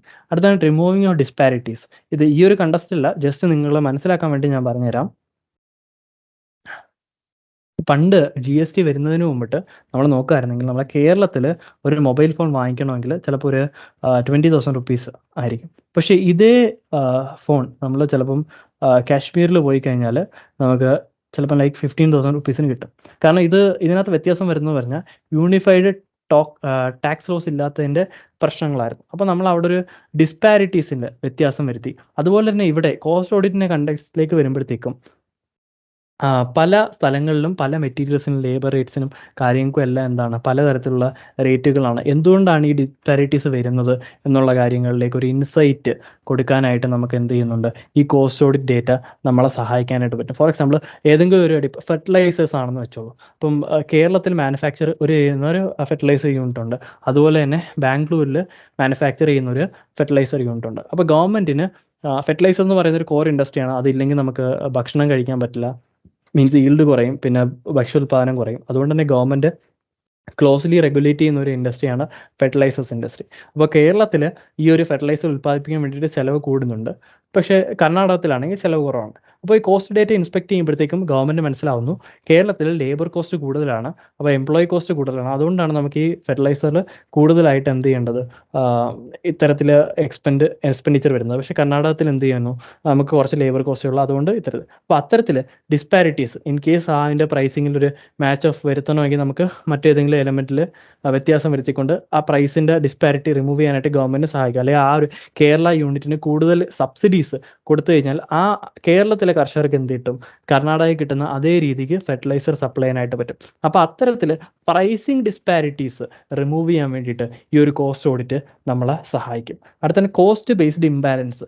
നിങ്ങൾക്ക് ഓർമ്മയുണ്ടോ എന്ന് എനിക്കറിയത്തില്ല, ഒരു ഫ്രീഡം 251 എന്നും പറഞ്ഞിട്ട് ഒരു മൊബൈൽ ഫോൺ വന്നായിരുന്നു. ഓർമ്മയുണ്ടോ എന്ന് എനിക്കറിയത്തില്ല. 251 രൂപയ്ക്ക് മൊബൈൽ ഫോൺ കൊടുക്കുമെന്നും പറഞ്ഞിട്ടൊരു കമ്പനി മുന്നോട്ട് വന്നിരുന്നു. അപ്പോൾ അന്ന് ഇൻഡസ്ട്രീസ്, ഈ മൊബൈൽ മാനുഫാക്ചറിങ് യൂണിറ്റ്സിൻ്റെയും ഇൻഡസ്ട്രീസിൻ്റെ എല്ലാം, അല്ലെങ്കിൽ ഇൻ ജനറൽ ഒരു റിക്വസ്റ്റ് ഗവൺമെൻറ്റിലേക്ക് പോയായിരുന്നു, ഇവരുടെ കോസ്റ്റ് സ്ട്രക്ചർ എന്ത് ചെയ്യണം, എക്സാമിൻ ചെയ്യണമെന്ന് പറഞ്ഞിട്ട്. കാരണം 251 രൂപയ്ക്ക് എങ്ങനെയാണ് ഒരു ഫോണ് മാർക്കറ്റിലേക്ക് കൊണ്ടുവരിക? ഇൻ കേസ് അത് കൊണ്ടുവന്നു കഴിഞ്ഞാൽ it will disrupt the entire industry. Mobile manufacturing ഇൻഡസ്ട്രിയെ ഡിസ്റപ്റ്റ് ചെയ്യുന്ന തരത്തിലുള്ളൊരു മൂവായി പോകും. അപ്പോൾ ഇവന്മാരൊരു ഇൻ കേസ് അതൊരു മണി ലോണ്ടറി സ്കീമാണോ എന്നൊക്കെ മനസ്സിലാക്കാൻ വേണ്ടിയിട്ട് എന്ത് ചെയ്യണം, ഒരു കോസ്റ്റ് അനാലിസിസ് നടത്തണമെന്നും പറഞ്ഞിട്ട് ഗവൺമെൻറ്റിലേക്ക് എന്ത് പോയിരുന്നു, ഒരു റിക്വസ്റ്റ് വരുന്നു. അതാണ് കോസ്റ്റ് ബേസ്ഡ് എക്കണോമിക് ഇംബാലൻസ് എന്ന് പറയുന്നത്. അത് ഒരു ലെവൽ പ്ലേയിങ് ഫീൽഡ് എല്ലാവർക്കും ഉണ്ടായിരിക്കണം. അപ്പം ഇങ്ങനെ മണി ലോണ്ടർ ചെയ്യാൻ വേണ്ടിയിട്ട് ഒരു ബിസിനസ് തുടങ്ങുന്നു, ഇതുപോലെ വളരെ ഡേർട്ട് ചീപ്പ് വിലയ്ക്ക് ആൾക്കാർക്ക് കൊടുക്കുന്നു, എന്നിട്ട് ലോസിൽ പോകുന്നു. അങ്ങനെ നമുക്ക് ഷെൽ കമ്പനീസൊക്കെ വെച്ച് മണി ലോണ്ടർ ചെയ്തെടുക്കാനായിട്ട് പറ്റും. അപ്പോൾ അത്തരത്തിൽ വന്നു കഴിഞ്ഞാൽ അത് നമ്മളെ എക്കോണമിയെ ബാഡായിട്ട് എഫക്റ്റ് ചെയ്യാനായിട്ട് വളരെയധികം ചാൻസസ് കുറവാണ്. അപ്പോൾ അത്തരത്തിലുള്ള എക്കോണമിക് ഇംബാലൻസുകൾ കുറയ്ക്കാൻ വേണ്ടിയിട്ട് ഈ ഒരു കോസ്റ്റ് ഓഡിറ്റ് സഹായിക്കും. നമുക്ക് അവരുടെ കോസ്റ്റ് സ്ട്രക്ചേഴ്സ് എടുത്തിട്ട് ഓഡിറ്റ് ചെയ്ത് കഴിഞ്ഞാൽ നമുക്ക് അറിയാൻ പറ്റും ആക്ച്വലി എത്ര എക്സ്പെൻസ് പോകുന്നുണ്ട്, അതോ ബോഗസ് ക്ലെയിമുകളാണോ എന്നൊക്കെ നമുക്ക് മനസ്സിലാക്കാനായിട്ട് പറ്റും. അടുത്താണ് ഗ്ലോബൽ കോസ്റ്റ് കോമ്പറ്റീറ്റേഴ്സ്. നമുക്കറിയാം ഇന്ന് ഒരു പ്രൈസ് കൂട്ടിക്കൊണ്ട് ഒരു ഓർഗനൈസേഷന് പ്രോഫിറ്റ് ഉണ്ടാക്കുക എന്ന് പറയുന്നത് വളരെ ബുദ്ധിമുട്ടായിട്ടുള്ള കാര്യമാണ്. അപ്പോൾ മാർക്കറ്റാണ് എപ്പോഴും എന്ത് ചെയ്യുന്നത്, പ്രൈസ് ഡിറ്റർമൈൻ ചെയ്യുന്നത്. അപ്പോൾ ഒരു ഓർഗനൈസേഷൻ ചെയ്യാൻ പറ്റുന്ന മാക്സിമം കാര്യം എന്ന് പറഞ്ഞു കഴിഞ്ഞാൽ വിത്തിൻ ദാറ്റ് പ്രൈസ് കോസ്റ്റ് കുറച്ചുകൊണ്ട് പ്രോഫിറ്റ് മാർജിൻ കൂട്ടുക എന്നുള്ളതാണ് എന്തെന്ന് പറയുന്നത് ഒരു ഓർഗനൈസേഷന് ചെയ്യാൻ പറ്റുന്നത്. അതുകൊണ്ട് തന്നെയാണ് ഗ്ലോബൽ കോസ്റ്റ് കോമ്പറ്റീവ്നെസ് കൂട്ടാൻ വേണ്ടിയിട്ട് കോസ്റ്റ് ഓഡിറ്റ് സഹായിക്കുമെന്നാണ് പറയുന്നത്. എഫിഷ്യൻറ്റ് യൂട്ടിലൈസേഷൻ, നമ്മളൊരു രാജ്യം എന്ന നിലയ്ക്കോ അല്ലെങ്കിൽ ഒരു സമൂഹം എന്ന നിലയ്ക്കോ നമ്മൾക്ക് അവൈലബിൾ ആയിട്ടുള്ള വിഭവങ്ങൾ, അത് നാച്ചുറൽ റിസോഴ്സ് ആവാം, അല്ലാത്ത മറ്റ് റിസോഴ്സ് ആവാം, അത് വളരെ ലിമിറ്റഡ് ആണ്. എപ്പോഴും റിസോഴ്സസ് ലിമിറ്റഡും വാൺസ് അൺലിമിറ്റഡും ആണ്. അതുകൊണ്ട് തന്നെ നമുക്ക് ഉള്ള റിസോഴ്സസ് നമ്മൾ എന്ത് ചെയ്യണം, മാക്സിമം യൂട്ടിലൈസ് ചെയ്യണം. അപ്പോൾ cost audit efficient utilisation of റിസോഴ്സസിനും സഹായിക്കും എന്നാണ് പറയുന്നത്. ഇത് നമ്മുടെ സമൂഹത്തിന് നല്ലതായിട്ട് വലിക്കും എന്നാണ് പറയുന്നത്. എന്താണ് കോസ്റ്റ് ഓഡിറ്റ് ചെയ്തു കഴിഞ്ഞാൽ സമൂഹത്തിനുണ്ടാകുന്ന നന്മകളാണ് ഇവിടെ പറഞ്ഞത്. ജസ്റ്റിസ് ഇൻ പ്രൈസിങ്, അപ്പോൾ നമ്മൾ കൊടുക്കുന്ന പൈസയ്ക്കുള്ള വർത്തായിട്ടുള്ള പ്രോഡക്ട്സ് ആണ് നമുക്ക് കിട്ടുന്നതെന്ന് ഗവൺമെൻറ്റിന് ഉറപ്പുവരുത്താൻ വേണ്ടിയിട്ട് ഉള്ള ഒരു മെക്കാനിസമായിട്ട് കോസ്റ്റ് ഓഡിറ്റ് ഉപയോഗിക്കാനായിട്ട് പറ്റും. റിമൂവിങ് ദ ഡിസ്പാരിറ്റീസ്, പറഞ്ഞ പോലെ കർണാടകയിൽ ഒരു ഫെർട്ടിലൈസറിന് ഒരു വില, കേരളത്തിലൊരു വില. അങ്ങനെ കേരളത്തിലുള്ള യൂണിറ്റിന് എന്തുകൊണ്ടാണ് ഇത്ര വില കൂടുന്നതെന്ന് നോക്കിയിട്ട്, കോസ്റ്റ് കൂടുന്നതെന്ന് നോക്കിയിട്ട് അവിടെ സബ്സിഡി കൊടുത്തു കഴിഞ്ഞാൽ കേരളത്തിലുള്ള ഫാമേഴ്സിനും കർണാടകത്തിലുള്ള ഫാമേഴ്സിനും എന്ത് കിട്ടും, ഒരേ വിലയ്ക്ക് സാധനം കിട്ടും. അപ്പോൾ ഡിസ്പാരിറ്റി, പ്രൈസിങ് ഡിസ്പാരിറ്റീസ് ഉണ്ടെങ്കിൽ അത് മാറ്റാനായിട്ട് പറ്റും. കോസ്റ്റ് ബേസ്ഡ് എക്കണോമിക് ഇംബാലൻസ്, ഇപ്പോൾ ഏതെങ്കിലും ഒരു ഇൻഡസ്ട്രി വന്നിട്ട് ഒരു ഭയങ്കര ഡിസ്റപ്ഷൻസ് ഉണ്ടാക്കാൻ പോവാണ്, അങ്ങനെയാണെങ്കിൽ അവിടെ കോസ്റ്റ് സ്ട്രക്ചറിലേക്ക് പോയി കഴിഞ്ഞാൽ ഇത് സത്യത്തിൽ എന്തെങ്കിലും ഇന്നോവേഷൻ്റെ ഭാഗമായിട്ട് കൊണ്ടുവന്ന കോസ്റ്റ് റിഡക്ഷൻ ആണോ അതോ മറ്റേതെങ്കിലും മണി ലോണ്ടറി സ്കീമുകളുടെ അടിസ്ഥാനത്തിൽ കൊണ്ടുവന്നതാണോ എന്ന് നമ്മൾ ഇൻവെസ്റ്റിഗേറ്റ് ചെയ്യാനായിട്ട് സഹായിക്കും. ഗ്ലോബൽ കോസ്റ്റ് കോമ്പറ്റീവ്നെസ്, ഒരു പ്രൈസ് ഓൾറെഡി മാർക്കറ്റ് ഡിറ്റർമൈൻ ചെയ്യും. അപ്പോൾ വിത്തിൻ ദാറ്റ് പ്രൈസ് ലിമിറ്റ് നമുക്ക് എന്ത് ചെയ്യാനായിട്ട് പറ്റത്തുള്ളൂ, ഒരു റിഡക്ഷൻ കൊണ്ടുവന്ന് നമ്മുടെ പ്രോഫിറ്റ് മാർജിൻ കൂട്ടാനായിട്ട് പറ്റുള്ളൂ. അതാണ് ഗ്ലോബൽ കോസ്റ്റ് കോമ്പറ്റീവ്നെസ്. അടുത്താണ് എഫിഷ്യൻറ്റ് യൂട്ടിലൈസേഷൻ. നമ്മളെ റിസോഴ്സസ് മാക്സിമം യൂട്ടിലൈസ് ചെയ്യാൻ വേണ്ടിയിട്ട് നമ്മളെ കോസ്റ്റ് ഓഡിറ്റ് സഹായിക്കും. അപ്പോൾ ജനറൽ ഒബ്ജക്റ്റീവ്സ് നമ്മളെ എൻറ്റിറ്റിയുമായിട്ട് റെസ്ട്രിക്റ്റ് ചെയ്തിട്ടുള്ള കുറേ ഒബ്ജക്റ്റീവ്സ് ആണ്. സോഷ്യൽ ഒബ്ജക്റ്റീവ്സ് എന്ന് പറഞ്ഞാൽ സൊസൈറ്റി ഇൻ ജനറൽ. ഞാനൊരു കാര്യം പറയാം, ഈ ഒരു സോഷ്യൽ ഒബ്ജക്റ്റീവ്സ് ഉണ്ടല്ലോ, നിങ്ങൾക്ക് എക്സാമിന് ഫ്രീക്വൻ്റ് ആയിട്ട് ചോദിച്ചുകൊണ്ടിരിക്കുന്ന ഒരു ടോപ്പിക്കാണ്. അപ്പോൾ ഈ ഒരു ചാപ്റ്ററിന് വന്നിട്ട് എക്സാമിന് 5 to 7 മാർക്സ് ഓഫ് വെയിറ്റേജ് ഉണ്ട്. അപ്പോൾ ഇതിനകത്തുനിന്ന് പലപ്പോഴും ചോദിച്ചിട്ടുള്ള ക്വസ്റ്റ്യൻ ആണെന്ന് പറയുന്നത് ഈ സോഷ്യൽ ഒബ്ജക്റ്റീവ് എന്ന് പറയുന്നത്. അപ്പോൾ അത് വളരെ ഇമ്പോർട്ടൻ്റ് ആയിട്ടുള്ളൊരു ടോപ്പിക്കാണ് ഈ social objectives. Okay, so just ഒന്ന് നോക്കി വെച്ചിരിക്കുക. ഗ്ലോബൽ കോസ്റ്റ് കോമ്പറ്റീവ്നെസ് ഒന്നുകൂടി പറയൂ. ഓക്കെ,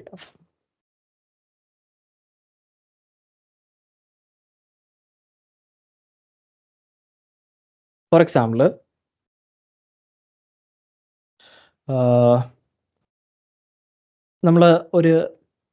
നമ്മൾ എക്സ്പോർട്ട് ചെയ്യാണ്. എന്താണ് എക്സ്പോർട്ട് ചെയ്യുന്നത്? ഒരു EVൻ്റെ ബാറ്ററി ആണെന്ന് വെച്ചോ.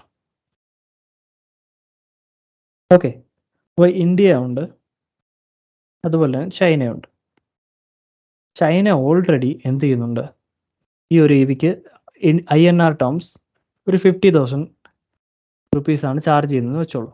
അപ്പോൾ ഓൾറെഡി മാർക്കറ്റ് ഡിറ്റർമൈൻഡ് ആണ് എന്തെന്ന് പറയുന്നത്, ഈ 50,000 INR എന്ന് പറയുന്നത്. അപ്പോൾ ഇന്ത്യ ഇൻ കേസ് ഈ ഒരു പ്രൊഡക്റ്റ് വിൽക്കണമെങ്കിൽ ഒന്നുകിൽ ഇന്ത്യക്ക് 50,000 അകത്ത് വിൽക്കാൻ പറ്റും. അതിൽ കൂടുതലായി കഴിഞ്ഞാൽ ചിലപ്പോൾ ഇന്ത്യൻ പ്രൊഡക്ട്സ് എന്ത് ചെയ്യത്തില്ല, ഇൻ്റർനാഷണൽ മാർക്കറ്റിലോ കാര്യങ്ങളിലോ എന്ത് ചെയ്യത്തില്ല, പ്രിഫർ ചെയ്യത്തില്ല. അപ്പോൾ ഓൾറെഡി പ്രൈസ് സെറ്റാണ് അല്ലേ.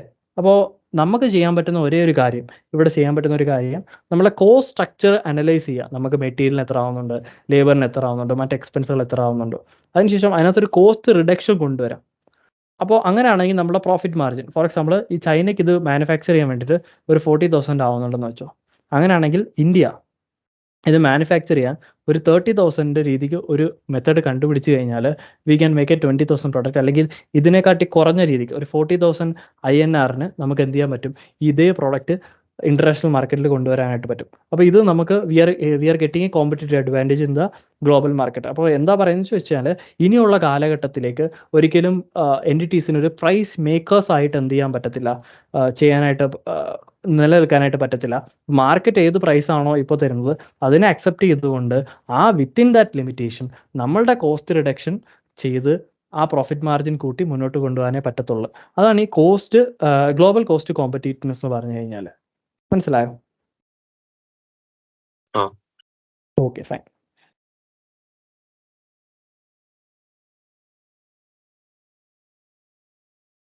ജസ്റ്റ് അഡ്വാൻറ്റേജ് ആണ്. അഡ്വാൻറ്റേജ് ഒബ്ജക്റ്റീവ്സ് നിങ്ങൾക്ക് വേണമെങ്കിൽ ചോദിച്ചു കഴിഞ്ഞാൽ അതേ രീതിക്ക് തന്നെ എഴുതാം. വലിയ വ്യത്യാസമില്ല. എന്നാലും ജസ്റ്റ് ഞാൻ നിങ്ങൾക്ക് ഒന്ന് എക്സ്പ്ലെയിൻ ചെയ്യാം. ഒരു ഓർഗനൈസേഷന് അതിൻ്റെ കോസ്റ്റ് മനസ്സിലാക്കാൻ വേണ്ടിയിട്ട് എന്ത് ചെയ്യുന്നു, നമ്മളെ കോസ്റ്റ് ഓഡിറ്റ് സഹായിക്കുന്നു. അതുപോലെ തന്നെ ഓർഗനൈസേഷൻ്റെ പെർഫോമൻസ് മനസ്സിലാക്കാൻ വേണ്ടി, അപ്പോൾ കോസ്റ്റ് സ്ട്രക്ചർ മനസ്സിലാക്കാൻ വേണ്ടി കോസ്റ്റ് ഓഡിറ്റ് സഹായിക്കും. ഓർഗനൈസേഷണൽ പെർഫോമൻസ് മനസ്സിലാക്കാൻ വേണ്ടി കോസ്റ്റ് ഓഡിറ്റ് സഹായിക്കും. ഡിസിഷൻ മേക്കിങ്ങിന് സഹായിക്കും. കോസ്റ്റ് അക്കൗണ്ടിങ് സിസ്റ്റത്തിനകത്ത് എന്തെങ്കിലും വീക്ക്നെസ് ഉണ്ടെങ്കിൽ അത് കണ്ടുപിടിക്കാൻ സഹായിക്കും. നമ്മളെ കോസ്റ്റ് കൺട്രോൾ ചെയ്യാനും കോസ്റ്റ് റെഡ്യൂസ് ചെയ്യാനും സഹായിക്കും.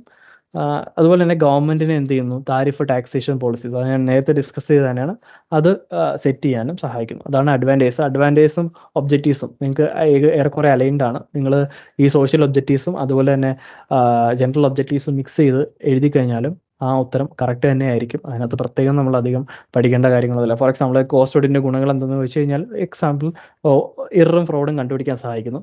കോസ്റ്റ് അക്കൗണ്ടിങ് പോളിസിക്ക് അനുസരിച്ചാണ് കോസ്റ്റ് അക്കൗണ്ട്സ് മെയിൻറ്റെയിൻ ചെയ്തിരിക്കുന്നതെന്ന് കണ്ടുപിടിക്കാനായിട്ട് സഹായിക്കുന്നു. So it doesn't make any sense to discuss or to dedicate time just for this topic. I guess chapter 1 is done. പിന്നെ അത് ജസ്റ്റ് ഒരു ഇൻട്രൊഡക്ഷൻ പറയാണ്, കോസ്റ്റ് അക്കൗണ്ടിങ് സ്റ്റാൻഡേർഡ്സ് എന്താണെന്ന്. ICMA issue ചെയ്യുന്ന കുറേയധികം സ്റ്റാൻഡേർഡ്സ് ആണ് കോസ്റ്റ് അക്കൗണ്ടിങ് സ്റ്റാൻഡേർഡ്സ്. ഇതിന് വേണ്ടിയിട്ട് ICMA ഒരു ബോർഡ് തന്നെ, പ്രത്യേക ഒരു ബോർഡ് തന്നെ എന്ത് ചെയ്തിട്ടുണ്ട്, കോൺസ്റ്റിറ്റ്യൂട്ട് ചെയ്തിട്ടുണ്ട്. കോസ്റ്റ് അക്കൗണ്ടിങ് സ്റ്റാൻഡേർഡ്സ് ബോർഡ് എന്നാണ് അതിൻ്റെ പേര്. ഇവർ ഇഷ്യൂ ചെയ്യുന്ന സ്റ്റാൻഡേർഡ്സ് ആണ് കോസ്റ്റ് അക്കൗണ്ടിങ് സ്റ്റാൻഡേർഡ്സ്. ഇതിൻ്റെ ഒബ്ജക്റ്റീവ് എന്ന് പറഞ്ഞു കഴിഞ്ഞാൽ യൂണിഫോമിറ്റിയും കൺസിസ്റ്റൻസിയും. അപ്പോൾ എല്ലാ ഇൻഡസ്ട്രീസും പ്രിപ്പയർ ചെയ്യുന്ന cost statements, cost records, cost audit report കാര്യങ്ങളെല്ലാം ഒരേ രീതിക്ക് ഇരിക്കണം എന്നുള്ള ഒരു ഉദ്ദേശത്തോടു കൂടി അവർ പുറപ്പെടുവിച്ച ഒരു സ്റ്റാൻഡേർഡ്സ് ആണ് കോസ്റ്റ് അക്കൗണ്ടിങ് സ്റ്റാൻഡേർഡ്സ് എന്ന് പറയുന്നത്. അപ്പോൾ സ്റ്റാൻഡേർഡൈസ്, ഫോർ എക്സാമ്പിൾ കേക്ക് ഉണ്ടാക്കുമ്പോൾ എല്ലാവർക്കും ഉണ്ടാക്കാൻ പറ്റും ഇല്ലേ? അപ്പോൾ ഞാൻ ഉണ്ടാക്കുമ്പോഴും ചിലപ്പം ഞാനൊരു കുറച്ച് മൈദാമാവ് എടുക്കും, കുറച്ച് മുട്ട എടുക്കും, കുറച്ച് പഞ്ചസാര ഇട്ട് ഞാൻ ബേക്ക് ചെയ്യും. നിങ്ങൾ വീട്ടിലുണ്ടാക്കുമ്പോഴും ഒന്നുണ്ടാക്കും. പക്ഷേ ഞാൻ ജസ്റ്റ് ലേമാൻ ലാംഗ്വേജിൽ എക്സ്പ്ലെയിൻ ചെയ്യുക. ഒരു സ്റ്റാൻഡേർഡ് ഉണ്ടെങ്കിൽ, അപ്പോൾ നമുക്ക് റെസിപ്പി ഉണ്ടെങ്കിൽ എന്താണ്, 200 ഗ്രാം മൈദ എടുക്കുക, ഒരു മുട്ട, 10 ഗ്രാം പഞ്ചസാര. അപ്പോൾ അത്തരത്തിൽ ഒരു സ്റ്റാൻഡേർഡ് ഓൾറെഡി പറഞ്ഞിട്ടുണ്ടെങ്കിൽ നമ്മൾ ഉണ്ടാക്കുന്ന എല്ലാ കേക്കുകളും എന്താവും, ഒരേപോലെ ഇരിക്കും അല്ലേ? അപ്പോൾ ഇതിനെയാണ് സ്റ്റാൻഡർഡൈസേഷൻ, യൂണിഫോമിറ്റി. അപ്പോൾ അത്തരത്തിലുള്ള ഒരു സ്റ്റാൻഡർഡൈസേഷനും യൂണിഫോമിറ്റിയും കൊണ്ടുവരാൻ വേണ്ടിയിട്ടാണ് എന്ത് ചെയ്തിരിക്കുന്നത്, കോസ്റ്റ് അക്കൗണ്ടിങ് സ്റ്റാൻഡേർഡ്സ് കൊണ്ടുവന്നിരിക്കുന്നത്. ഇത് നിങ്ങളെ പ്രീവിയസ് ഇയർ ക്വസ്റ്റ്യൻസ് ആണ്. ഞാൻ നേരത്തെ പറഞ്ഞ പോലെ തന്നെ സോഷ്യൽ ഒബ്ജക്റ്റീവ്സ് വളരെ വളരെ വളരെ ഇമ്പോർട്ടൻ്റ് ആയിട്ടുള്ള ക്വസ്റ്റ്യൻ ആണ് സോഷ്യൽ ഒബ്ജക്റ്റീവ്സ്. 3 പ്രാവശ്യം അത് എക്സാമിന് റിപ്പീറ്റ് ചെയ്ത് ചോദിച്ചിട്ടുണ്ട്. ജൂൺ 2023 വരെ ഈ ഒരു ക്വസ്റ്റ്യൻ വന്നിട്ടുണ്ട്. പിന്നെ കോസ്റ്റ് ഓഡിറ്റും അതിൻ്റെ പർപ്പസും. ഓക്കെ. പിന്നെ duties of companies in relation to provision 148 സെക്ഷനുമായിട്ട് കമ്പനീസിൻ്റെ എന്താണ്, കോസ്റ്റ് അക്കൗണ്ട്സ് മെയിൻറ്റെയിൻ ചെയ്യണം, ഇന്ന ക്രൈറ്റീരിയ മെറ്റ് ചെയ്ത് കഴിഞ്ഞാൽ കോസ്റ്റ് ഓഡിറ്റ് ആപ്ലിക്കബിൾ ആണ്, ബോർഡ് ഓഫ് ഡയറക്ടേഴ്സ് അപ്പോയിൻറ്റ് ചെയ്യണം, ഇത് in addition to company audit ആണ്, കമ്പനി ഓഡിറ്റർക്ക് കോസ്റ്റ് ഓഡിറ്റർ ആവാൻ പറ്റത്തില്ല. ഇതുപോലുള്ള കാര്യങ്ങൾ എക്സ്പ്ലെയിൻ ചെയ്ത് കഴിഞ്ഞാൽ അത് നമുക്ക് എഴുതാനായിട്ട് പറ്റും. പിന്നെ ബെനിഫിറ്റ്സ് ഓഫ് കോസ്റ്റ് ഓഡിറ്റ്, ഇപ്പം നമ്മൾ അഡ്വാൻറ്റേജസ് പഠിച്ചില്ലേ, അല്ലെങ്കിൽ ഒബ്ജക്റ്റീവ്സ് പഠിച്ചില്ലേ, അതേ കാര്യങ്ങൾ റിപ്പീറ്റ് ചെയ്ത് കഴിഞ്ഞാൽ നമുക്ക് കോസ്റ്റ് ഓഡിറ്റിൻ്റെ ബെനിഫിറ്റ്സ് എഴുതാൻ പറ്റും. അപ്പോൾ ഇത് ഞാൻ ഈ പ്രീവിയസ് ഇയർ ക്വസ്റ്റ്യനെ അടിസ്ഥാനപ്പെടുത്തിയിട്ടല്ല ഈ നോട്ട് ഉണ്ടാക്കിയത്. ഈ നോട്ട് ടെക്സ്റ്റ് ബുക്കിനെ അടിസ്ഥാനപ്പെടുത്തിയിട്ടാണ് ഉണ്ടാക്കിയത്. പക്ഷെ നമ്മൾ പ്രീവിയസ് ഇയർ ക്വസ്റ്റ്യനിലേക്ക് നോക്കുമ്പോഴത്തേക്കും ഈ നോട്ടിനകത്തുള്ള എല്ലാ കാര്യങ്ങളും എന്ത് ചെയ്യുന്നുണ്ട്, ഈ പ്രീവിയസ് ഇയർ ക്വസ്റ്റ്യൻ കവർ ചെയ്യുന്നുണ്ട്. അപ്പോൾ ഇത്തരത്തിലാണ് നമ്മൾ മുന്നോട്ടുള്ള എല്ലാ ചാപ്റ്റേഴ്സും പഠിക്കാനായിട്ട് എന്ത് ചെയ്തിരിക്കുന്നത്, തീരുമാനിച്ചിരിക്കുന്നത്. അപ്പോൾ നമ്മളെ ചാപ്റ്റർ 1 തീർന്നിരിക്കുകയാണ്. അപ്പോൾ ഈ നോട്ട് എടുത്ത് നോക്കുകയാണെങ്കിൽ ഒരു ടോപ്പിക്ക് പോലും ചാപ്റ്റർ 1 നിന്ന് നമ്മൾ വിട്ട് കളഞ്ഞിട്ടില്ല. എല്ലാ ടോപ്പിക്കും ഡിസ്കസ് ചെയ്തിട്ടുണ്ട്. ഇൻ കേസ് ഞാൻ ഏതെങ്കിലും ഒരു ടോപ്പിക്കിന് അതിനകത്ത് ഇമ്പോർട്ടൻസ് കൊടുത്തിട്ടില്ലെങ്കിൽ വരുന്ന ചാപ്റ്ററുകളിൽ അതിനെക്കുറിച്ച് മാത്രമായിട്ട് പഠിക്കാനുണ്ടായതുകൊണ്ടായിരിക്കാം ആ ഒരു ടോപ്പിക്കിന് അതിൻ്റേതായ റിലവൻസ് കൊടുക്കാഞ്ഞത്. For example cost accounting standard, നിങ്ങൾക്ക് കോസ്റ്റ് അക്കൗണ്ടിങ് സ്റ്റാൻഡേർഡ്സ് മൊത്തം നിങ്ങൾക്ക് പഠിക്കാനായിട്ടുണ്ട്. പക്ഷേ ഞാൻ ഒരു കാര്യം പറയാം, നിങ്ങൾ അക്കൗണ്ടിങ് സ്റ്റാൻഡേർഡ് പഠിച്ച പോലെ ഇൻഡെപ്ത് ആയിട്ടൊന്നും പഠിക്കേണ്ട കാര്യങ്ങളില്ല. ഒരു ജനറൽ ഓവർവ്യൂ ആണ് ഇവിടെ എക്സ്പെക്ട് ചെയ്യുന്നത്. അപ്പോൾ കോസ്റ്റ് അക്കൗണ്ടിങ് സ്റ്റാൻഡേർഡ്സ് നമ്മൾ അവിടെ പഠിക്കും. അതുകൊണ്ടാണ് ഇവിടെ വളരെ ചുരുക്കത്തിൽ cost accounting standard board issue ചെയ്യുന്നതാണ് കോസ്റ്റ് അക്കൗണ്ടിങ് സ്റ്റാൻഡേർഡ്സ് എന്നും ഇതിൻ്റെ ഉദ്ദേശം യൂണിഫോമിറ്റിയും കൺസിസ്റ്റൻസിയും കൊണ്ടുവരാനാണെന്ന് മാത്രം ജസ്റ്റ് ജനറൽ ഐഡിയ. ഇതായിരുന്നു ചാപ്റ്റർ 1. അപ്പോൾ ഇതാണ് കോസ്റ്റ് ഓഡിറ്റിൻ്റെ ബേസിക്സ്. അപ്പോൾ എന്തെങ്കിലും ക്വസ്റ്റ്യൻസ് അല്ലെങ്കിൽ എന്തെങ്കിലും സജഷൻസ്?